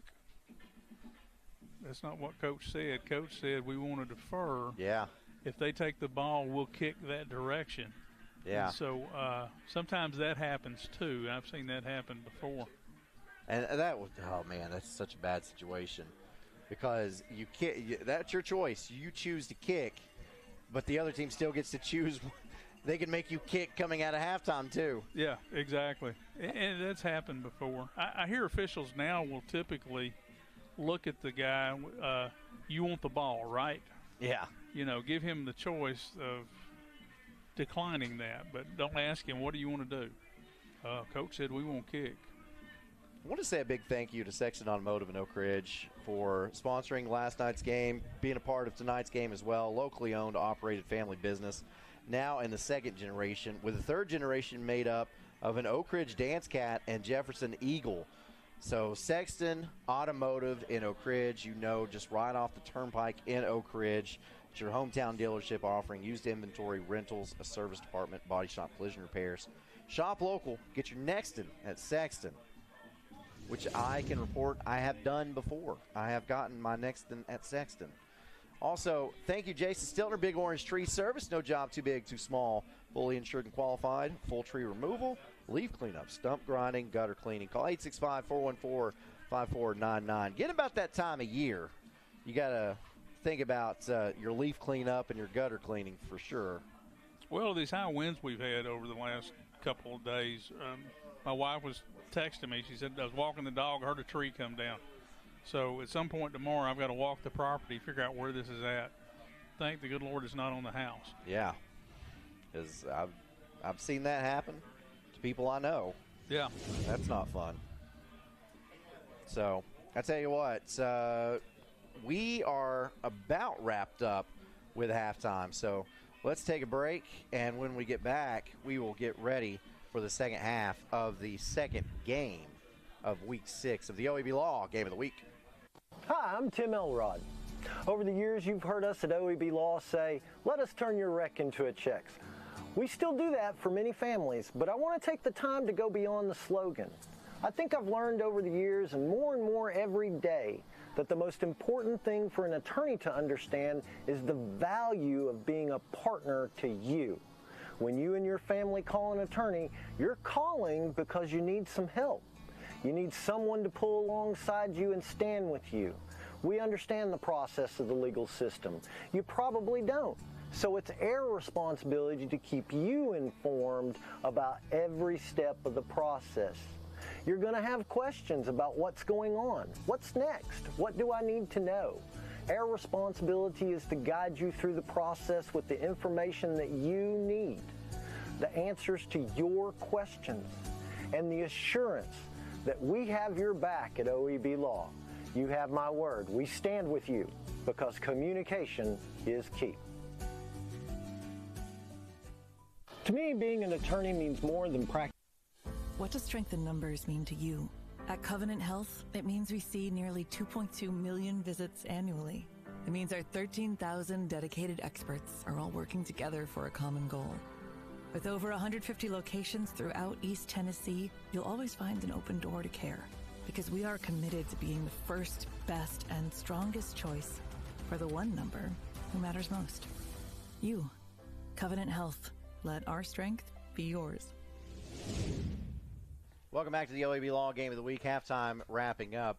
I'd like to give you there is a mist in the air. Is that a fast moving fog? Is that? Yeah. It's moisture, but it is not the kind of moisture that Brad Jones doesn't like us talking about. It's not the liquid moonlight version that we talk about sometimes. It's a different kind of moisture. I wanted to give you a score of interest, however. Sequatchie County, Coalfield tied up at 14 in the third quarter. And then I was looking, Bledsoe County is up on Tellico Plains in the fourth quarter, 34-0 in a Region 2 AA matchup. So as we get set to kickoff, sponsored by the local 102, Plumber Steamfitters Union in Knoxville, reminding you there is no substitute for UA skilled craftsmen. And line drive kick is taken at about the 7-yard line. He's got some space. Yep, that's a good return. And a flag. Flags in that position are normally on the offense. And Ella comes out, retrieves the tee. Oh, she dropped it. Well, recovery, rebound.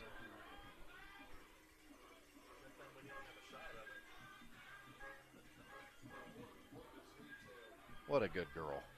PA system going, who let the dogs out? The Baja man. Yep. So it was a hold on Carter.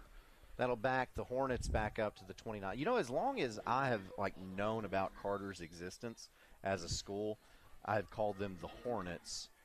And only recently I've learned that there's actually green in there. They're the Green Hornets. Okay. I wasn't aware of that. Scruggs on the carry, and he'll lose about 5 yards, and that'll make it 2nd and 15. Yeah, I'm not going to say the Green Hornets a lot. Right. I'm just going to call them the Hornets because that's what I've always known them as. That's what I've known them as. But, yeah, apparently they are the Green Hornets. The Green Hornets.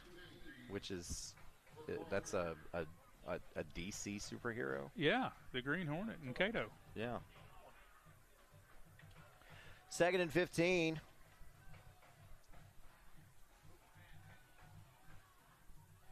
And pass is dropped, incomplete. That'll bring up 3rd and 15. But they're going to Scruggs again in the flat.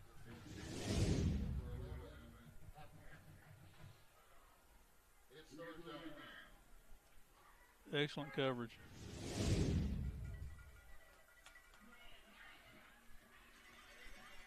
A little more cowbell.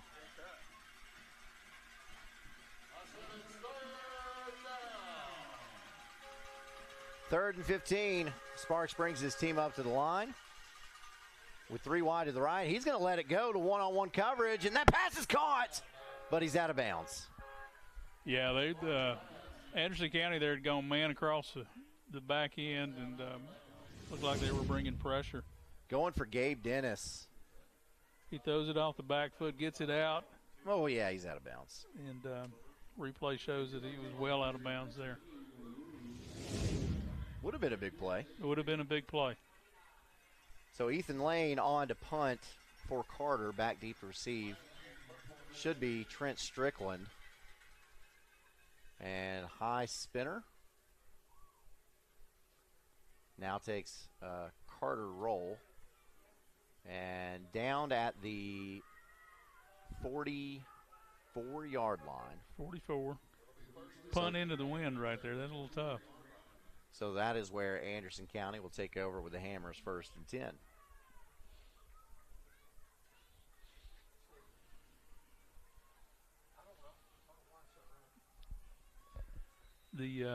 Be interesting to see the adjustments Anderson County made at half. Handoff LaRue, going from right to left, and LaRue gets outside. On the edge. He's got the edge. To the 40, and he will step out of bounds right inside the 30-yard line. So there's a quick pickup. See where they mark it. They mark it at the 29. Of course, they did a lot of handing it to LaRue during the first half, too.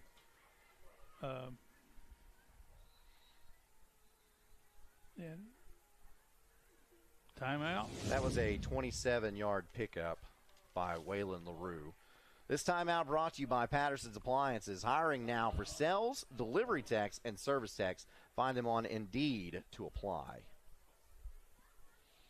2018 Ford Mustang Convertible, 24,550. 2023 Ford Bronco Sport Big Bend, 29,789. 2022 Ford Escape SEL all-wheel drive, 26,975. Brave Owner Ford, built for the game. 1952. That's the year Hammers opened the first store in East Tennessee. Now there are 5 stores, and there's always something new. Like in Hammers' popular ladies' boutique department, you'll find the lowest price possible on new arrivals every week. Find similar deals in the men's department and the expanded rug department. Plus, special purchases always offer surprise savings. You never know what you'll find next at Hammers. So out of the timeout, Hammers 1st and 10 for Anderson County. Hensley, hard count. Carter jumps. That'll cost him 5 yards. That'll make it a Hammers 1st and 5.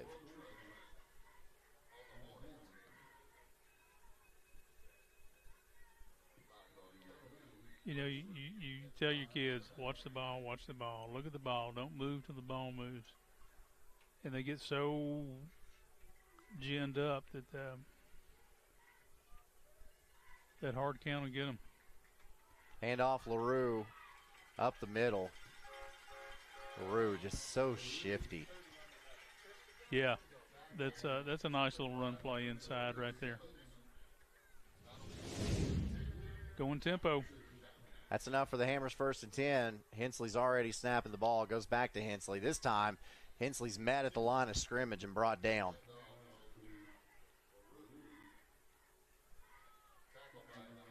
And he's picked up on the play by Jake Coffey, who was responsible for that tackle.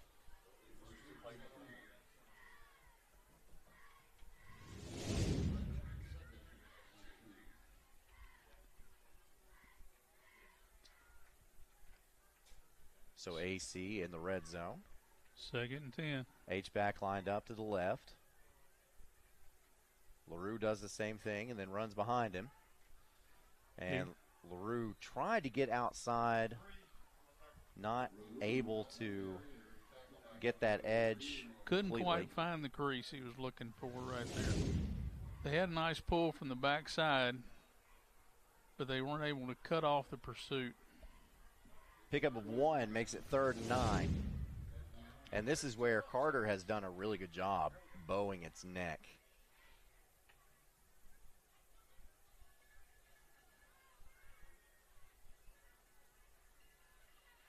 So Hensley gets the play from the sideline.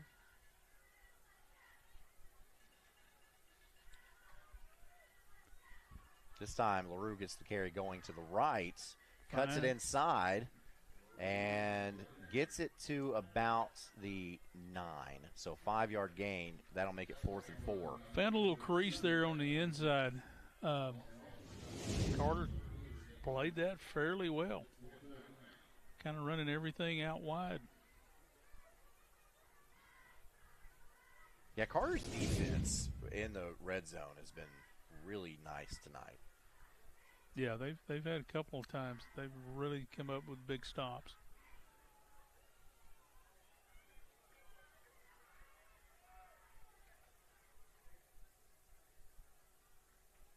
Hensley takes the snap on this 4th and 4. Throw back.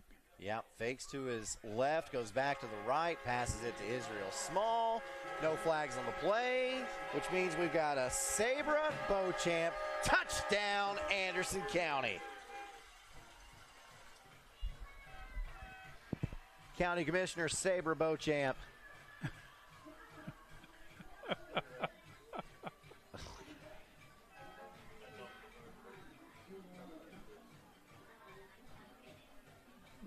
Watching the graphic. Yeah, Israel Small. And that footage came from the Fulton game that you weren't able to attend. Okay. I thought, what's going on down there? But yeah, our camera guy Chris Bricky just put it out there, and Small took advantage of the moment. So 35-0 is now the score with 8:19 to go, which means we have a running clock as of right now. Carter will get a chance to respond when we get back to the OEB Law Game of the Week. In East Tennessee, our work heritage runs deep. For over a century, the Plumbers and Pipe Fitters Union Local 102 has been part of the area's growth and prosperity. Don't sell yourself or your business short by hiring unskilled labor. Our cutting-edge labor training facility equips our members with the advanced skills needed to be the very best in the industry. Keep jobs local and the money in the state. At Local 102, we work tirelessly today to help build a better tomorrow for our community and our members. Back at the OEB Law Game of the Week. Right out of the UA Local 102 commercial into the UA Local 102 kickoff. And that is located up on Broadway off Knoxville. They remind you there is no substitute for UA skilled craftsmen. Set to kick this one away for Anderson County, Jackson Payne.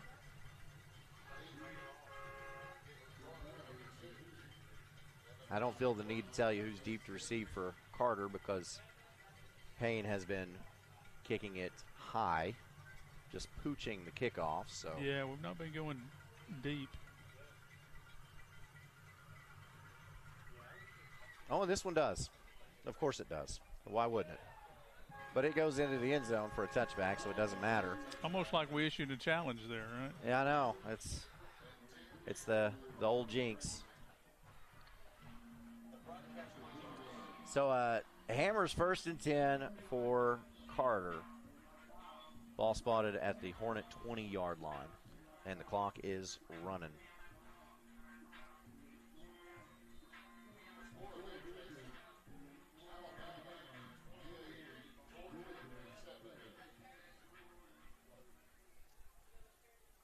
Little trips formation. Sparks takes the handoff quickly, sets up a little bubble screen. With Anderson County all over it. Pass is complete to Dennis for no gain. 2nd and 10. Isaiah Mundy was down here on the bottom side, ran the go route, and I'm sure coaches saw what I saw. They'll come back to that at some point. Him as a single receiver side.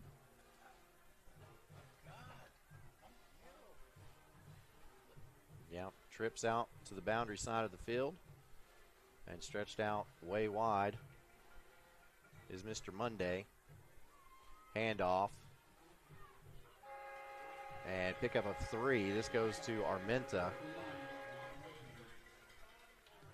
Not much there.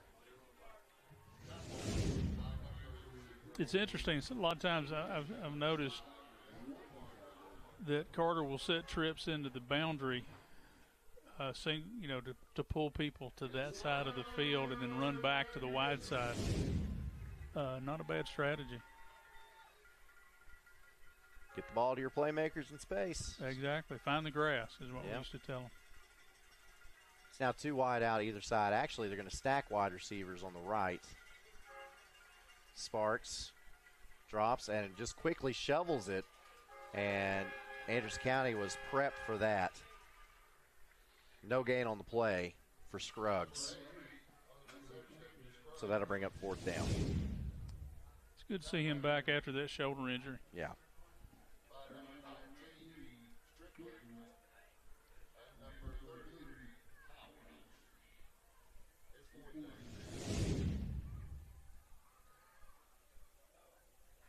Carter on to punt. I believe this is the 3rd punt of the night for the Hornets. And Trent Strickland back to receive for Anderson County. Nice punt. Yep, but Strickland catches on a run. And he's got the right sideline. He's got the edge. And he's pushed forward and finally run out of bounds. We'll get the spot at the 18, at the 17. Short field. Yeah, so Anderson County already in the red zone, leading this game 35-0.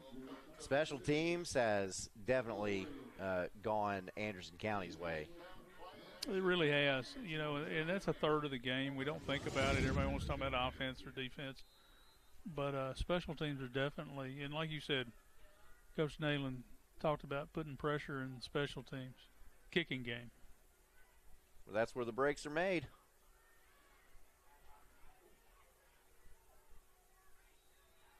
Strickland got the carry. He's run out of bounds after a short gain. They'll give him the 16. So pick up of 1. Makes it 2nd and 9 as we see the Chuck Fleischman replay.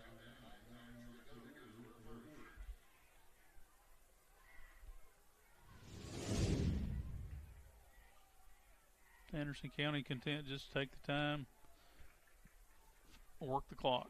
Yeah, I mean, it doesn't matter what they do. As long as they don't score or take a timeout, that clock's running. Yeah, exactly. As we're already 2/3 of the way through the 3rd quarter. And you know what else? There's no free medical clinic Friday night scoreboard shows, so we don't have to stall. Night, you're okay with a short game.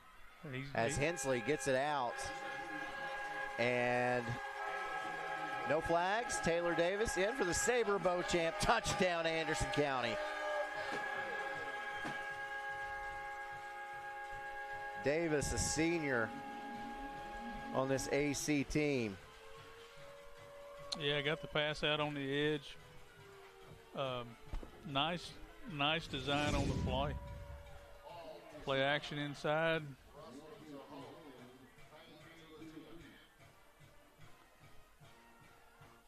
And then he got within a yard, put his shoulder down, got in there. The extra point is up. It's good. Good clean score. You got 6 7s on the board for Anderson County. They lead it over Carter 42-0 in our OEB Law Game of the Week. 1 in 7 people will need a blood transfusion during their life.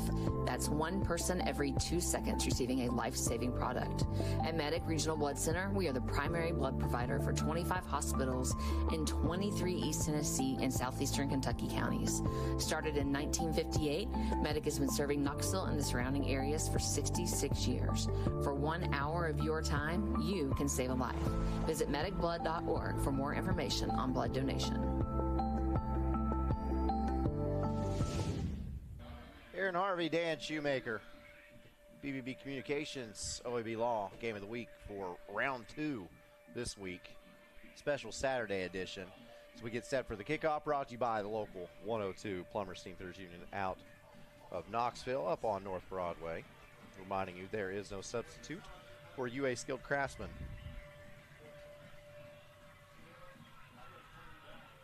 So you think Jackson Payne is going to try to kick this one through the end zone? I think he will. We didn't think he would last time, and he did. So past performance is the best indicator of future performance. So. Well, that just bit me a second ago. Well. And this one is kicked into the end zone, resulting in a touchback. So Carter will have it with a Hammers 1st and 10 at the 20-yard line. And there goes Ella.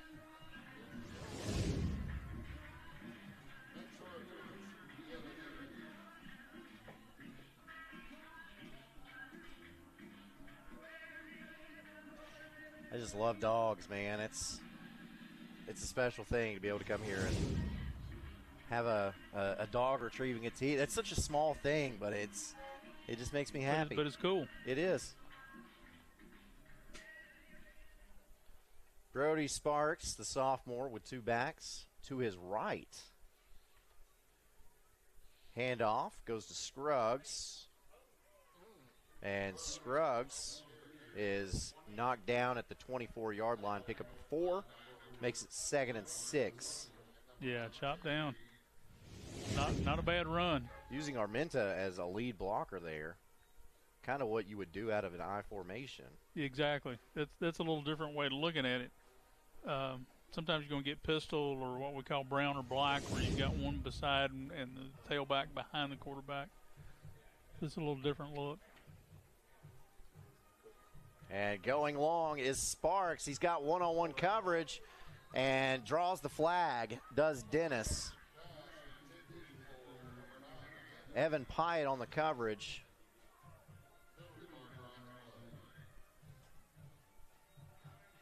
But Carter will get a free 15 yards. Yeah, inherited first down. Yep. Playing man in the back end, you're going to get that sometimes.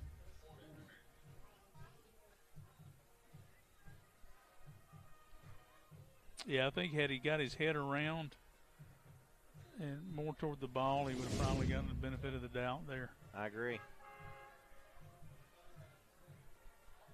You see that fog in the air. I'm guessing that's still fog, but it looks kind of like snow.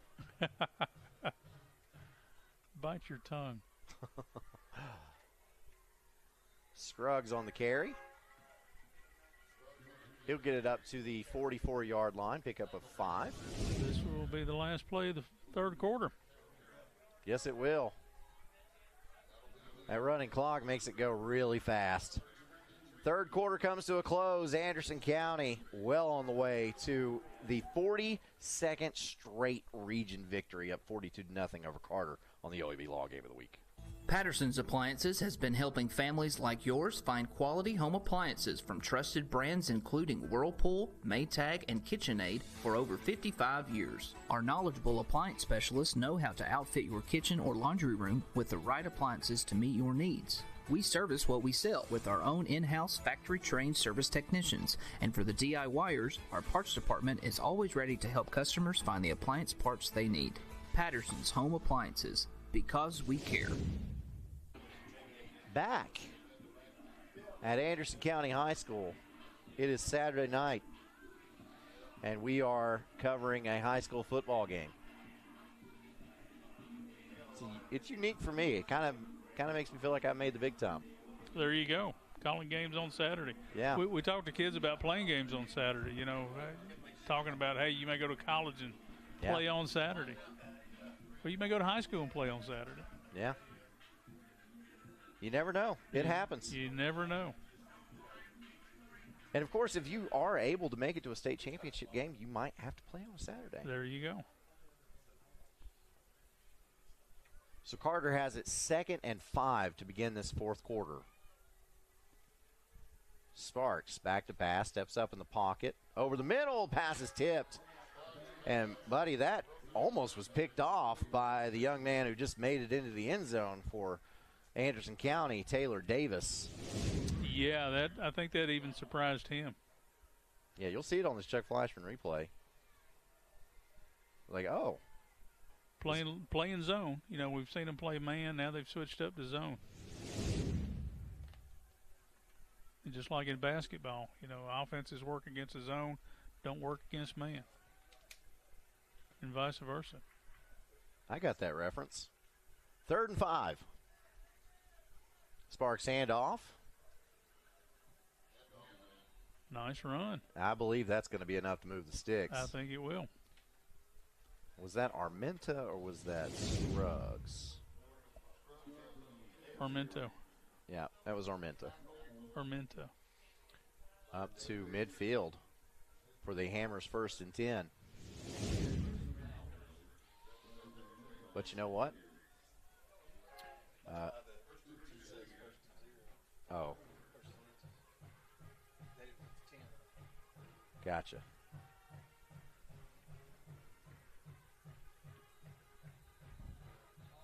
A whistle, and I believe they're going to get Carter for movement.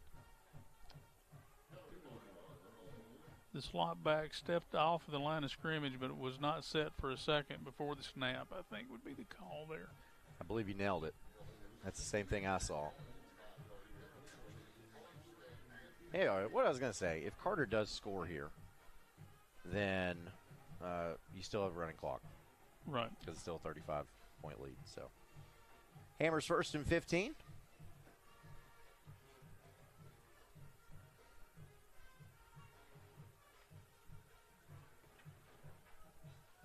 Sparks, 2 to the left, 1 to the right, 1 in the backfield. Quick out goes to Scruggs, and Scruggs with not as much running room as I thought he was going to have. Anderson County closed down on it fast. Yeah, it looked like there was a lot of space right there, but they shut it down pretty quickly. Pick up a 4 makes it 2nd and 11, but you see the Chuck Fleischman replay. At this point right here, that screen was set up. He had blockers in front of him. I think had he been a little more patient and broke back to the left instead of breaking it back to the middle, he might have had a few more yards there. I agree with that as well. Because the linemen were getting out in front of him. They just weren't quite quick enough, as quick as he was. I won't say they were slow because they got out there pretty quick, but they were not as quick as he was. Sparks with Armenta in the backfield with him. Throws it up ahead to Dennis. That pass is complete. And he'll be about a yard shy of the line to gain. It'll bring up 3rd and 1. Or maybe less than 1. I was going to say, that's about 1. Right at 1. Right at her. Elijah Johnson, the soft J in the first name, not the last. Elijah Johnson gets credit for the stop, as here is Armenta, and he's running out of room quickly. Yeah, running hard there. There's just too many blue shirts to try to get away from. Loss of 3 makes it 4th and 4. So Carter has a decision to make here. Honestly don't know what the right call is here because you're not going to come back and win. I wouldn't think, but, you know, you want to put your kids in situations so they can experience. Yeah. So on this 4th down, Sparks, beautiful throw over the middle is complete up to the 15-yard line. That's Isaiah Monday. Nice throw and catch.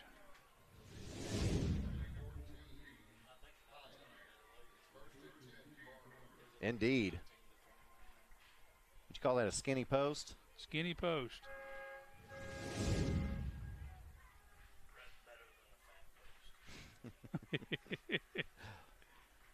Man in motion, that is Scruggs. He takes the forward pass on the end around. A little flip. Picks up a yard. That'll bring up 2nd and 9.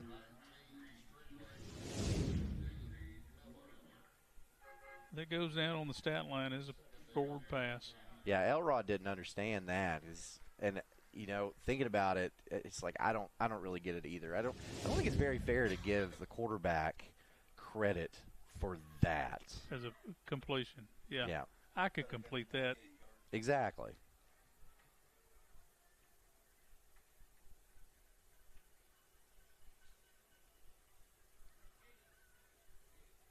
Sparks looking for the corner of the end zone, goes to Dennis. Dennis was right in front of the pylon and had to worry about keeping his feet in bounds while also trying to catch that football, and just couldn't bring it in. Yeah, that was close. Otherwise, I mean, that's a pretty good ball and pretty good thought. 3rd and 9 as we are officially longer than halfway through the fourth quarter. Armenta in the backfield. Offsides. Hard count, drew the flag. So after the 5-yard penalty, Carter will be facing a 3rd and 4 instead of 3rd and 9. That makes it a lot easier. It's an easier call. And also 4-down territory. So if you want to run the football here, you feel okay about it.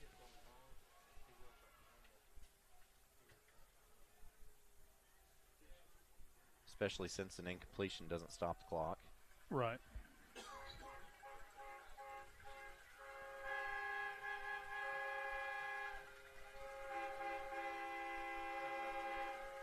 Bunch formation to the right. Sparks takes the snap, looks over the middle. Pass is incomplete. Trying to find Dennis, just leads him a little bit too much. Dennis is feeling like he was interfered with. Yeah, he's pleading his case. Maybe he felt like he was held coming across the middle.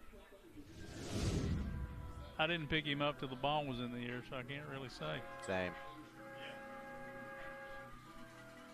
4th and 4, 4.5 minutes left to go in this, the final quarter of the game.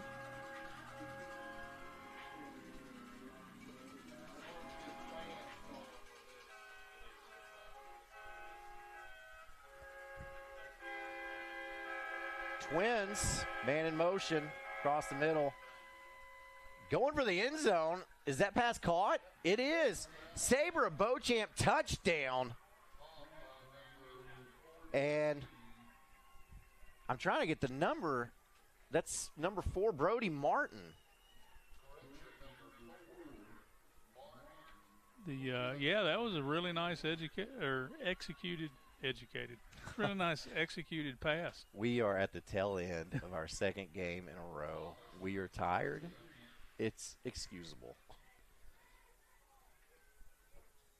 Gavin Thomas in to attempt the extra point. It is good. So Carter avoids the shutout. They get 7 points on the board. It's 42-7. I think the clock is supposed to stop now, and it finally did. So,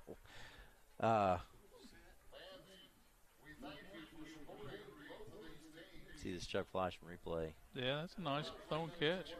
That's about as close as you could get it. Carter's kickoff coming up next. Energize your home with natural gas from ORUD, your affordable energy choice. See all the ways natural gas can improve your home by visiting one of the ORUD showrooms in Oak Ridge or Kingston. New gas appliances run more efficiently. They provide hot water when you need it, precise heat control for cooking, and can dry clothes in about half the time. Comfort you can feel. Savings you can use. ORUD Natural Gas.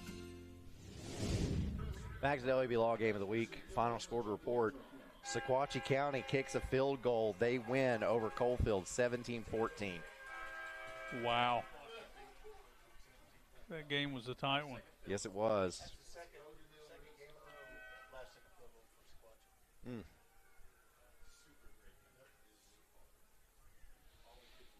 Bledsoe County, a winner over Tellico Plains tonight. That game is going final 34-0.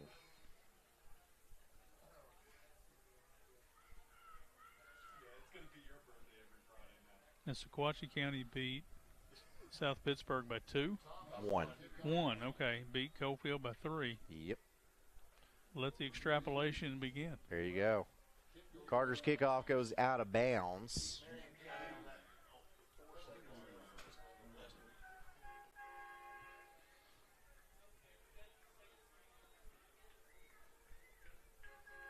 That kick out of bounds, sponsored by the UA Local 102. Looks like we're going to start on the 35.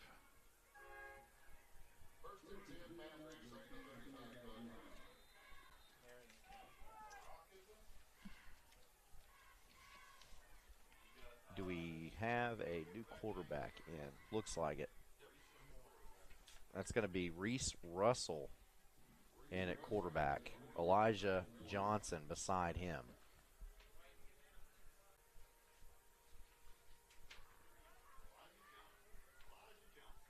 So Russell hands off to Johnson. Look at that. Uh-oh. Had a little bit of extracurricular, some shoving, but... Yeah, a little shoving, a little frustration. I get it. It was broken up. Cooler heads prevailed. Sequatchie County kicked a 20-yard field goal with no time remaining.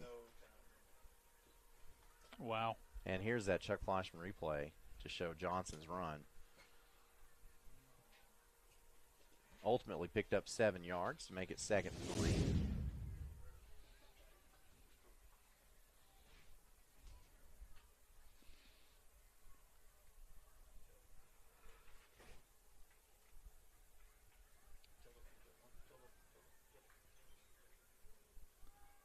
A little bit of a high snap. Yep, handoff goes back to Johnson. No gain. That'll make it 3rd and 3.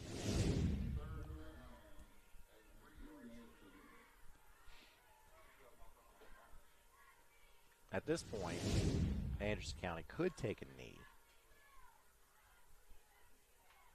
But, I mean, with the, you got your subs in, so right, why not hand it off? And yeah, you want to get those guys a little time too in real game experience.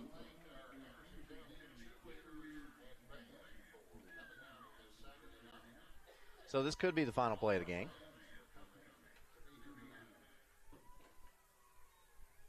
And it's just a handoff to Johnson again. Tries to get the left corner.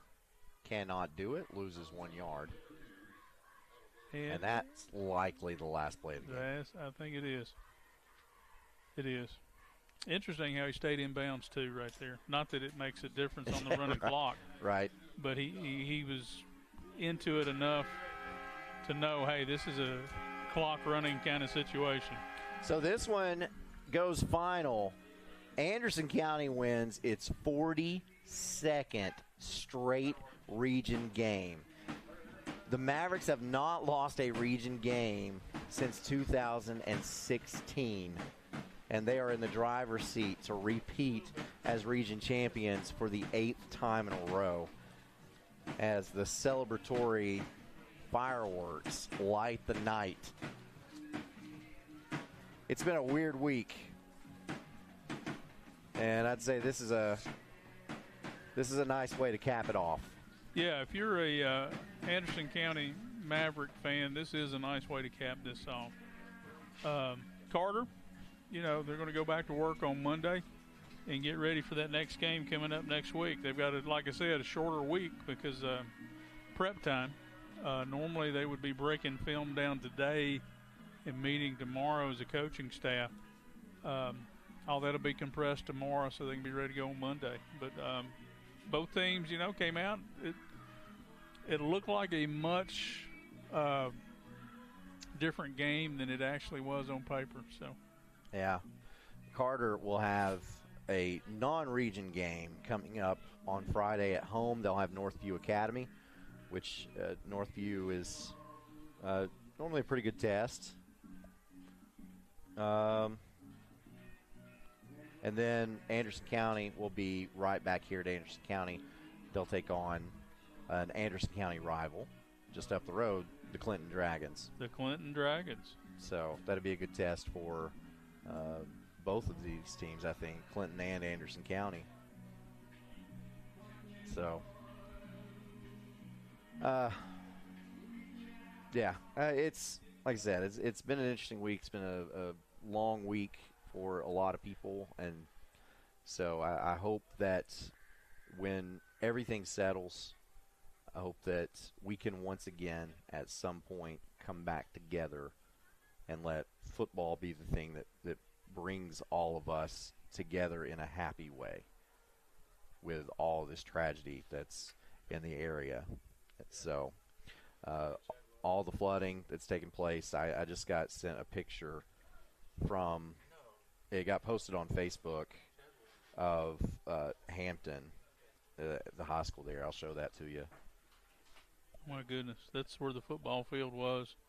There on the left of that picture, and the right was where you would actually dress, and the concession stand. Yeah, that's. And it's gone. It's gone. It's gone. So, Hampton, it's. So I mean, there's some places that are, they're going to have to rebuild, and they're going to have to move on from here. And I hope people can come together, and I hope that everybody can bring their thoughts and their prayers and just come together for that. So I do have some stats for you that I can go over here. Let me get to the relevant information. Here we go. First downs tonight, Anderson County had 15, Carter had 13. Wow, pretty even. Yeah. Rushes, Carter had 22 rushes for 68 yards. Anderson County had 29 for 188. That's kind of about where we would expect it to be coming into this game. Right. Because Carter primarily got their yards through the air. However, that's not what happened tonight. Carter had 20 passing attempts, 11 completions for 72 yards. But on the flip side of that, Anderson County had 12 attempts with 6 completions and 79 yards. So neither team really threw the ball tonight. Not like we anticipated. The weather may be some of that. Yeah. A lot of moisture in the air tonight. The field, although the turf field doesn't get muddy, it still holds a little moisture. So, but they were about even when you look at the averages for passing coming into this game. It was right at it. But Anderson County rushed for about 100 yards more per game than did Carter. And then, I mean, if you're looking at this stat sheet, that's exactly about how it came out, because the passing yards were right at about even, but the total yards, it was Anderson County with 267 and Carter with 140. So, I mean, the stats told the story of this game. Yeah, they really coming did. Into this one. And if you look at the way it kind of played out, it kind of played out like we thought it may. Yeah, so as we said, Anderson County will have a home game against Clinton next week, and then Carter will have a home game against Northview Academy next week. So, and we will be at Loudon for the first time ever. BBB Communications will do a football game from Loudon, and first time I've been there to do a football game, so really excited about that. Chig Ratledge Field. That's right. Be a hoot bowl, and we're hoping to have a hoot when we go. All right. For Brad Jones, for Dan Shoemaker, Chandler Jones back in the station, and our cameraman, I am Aaron Harvey saying so long, folks. Kathy May Martin has been making real estate dreams a reality for over 3 decades. Buying or selling real estate is one of the most important decisions you'll ever make. Choosing the right realtor is next. Thinking of buying or selling? Call Kathy May Martin at Coldwell Banker Jim Henry & Associates for all your real estate needs. Rest assured, with Kathy's knowledge and experience, you will be on the winning team.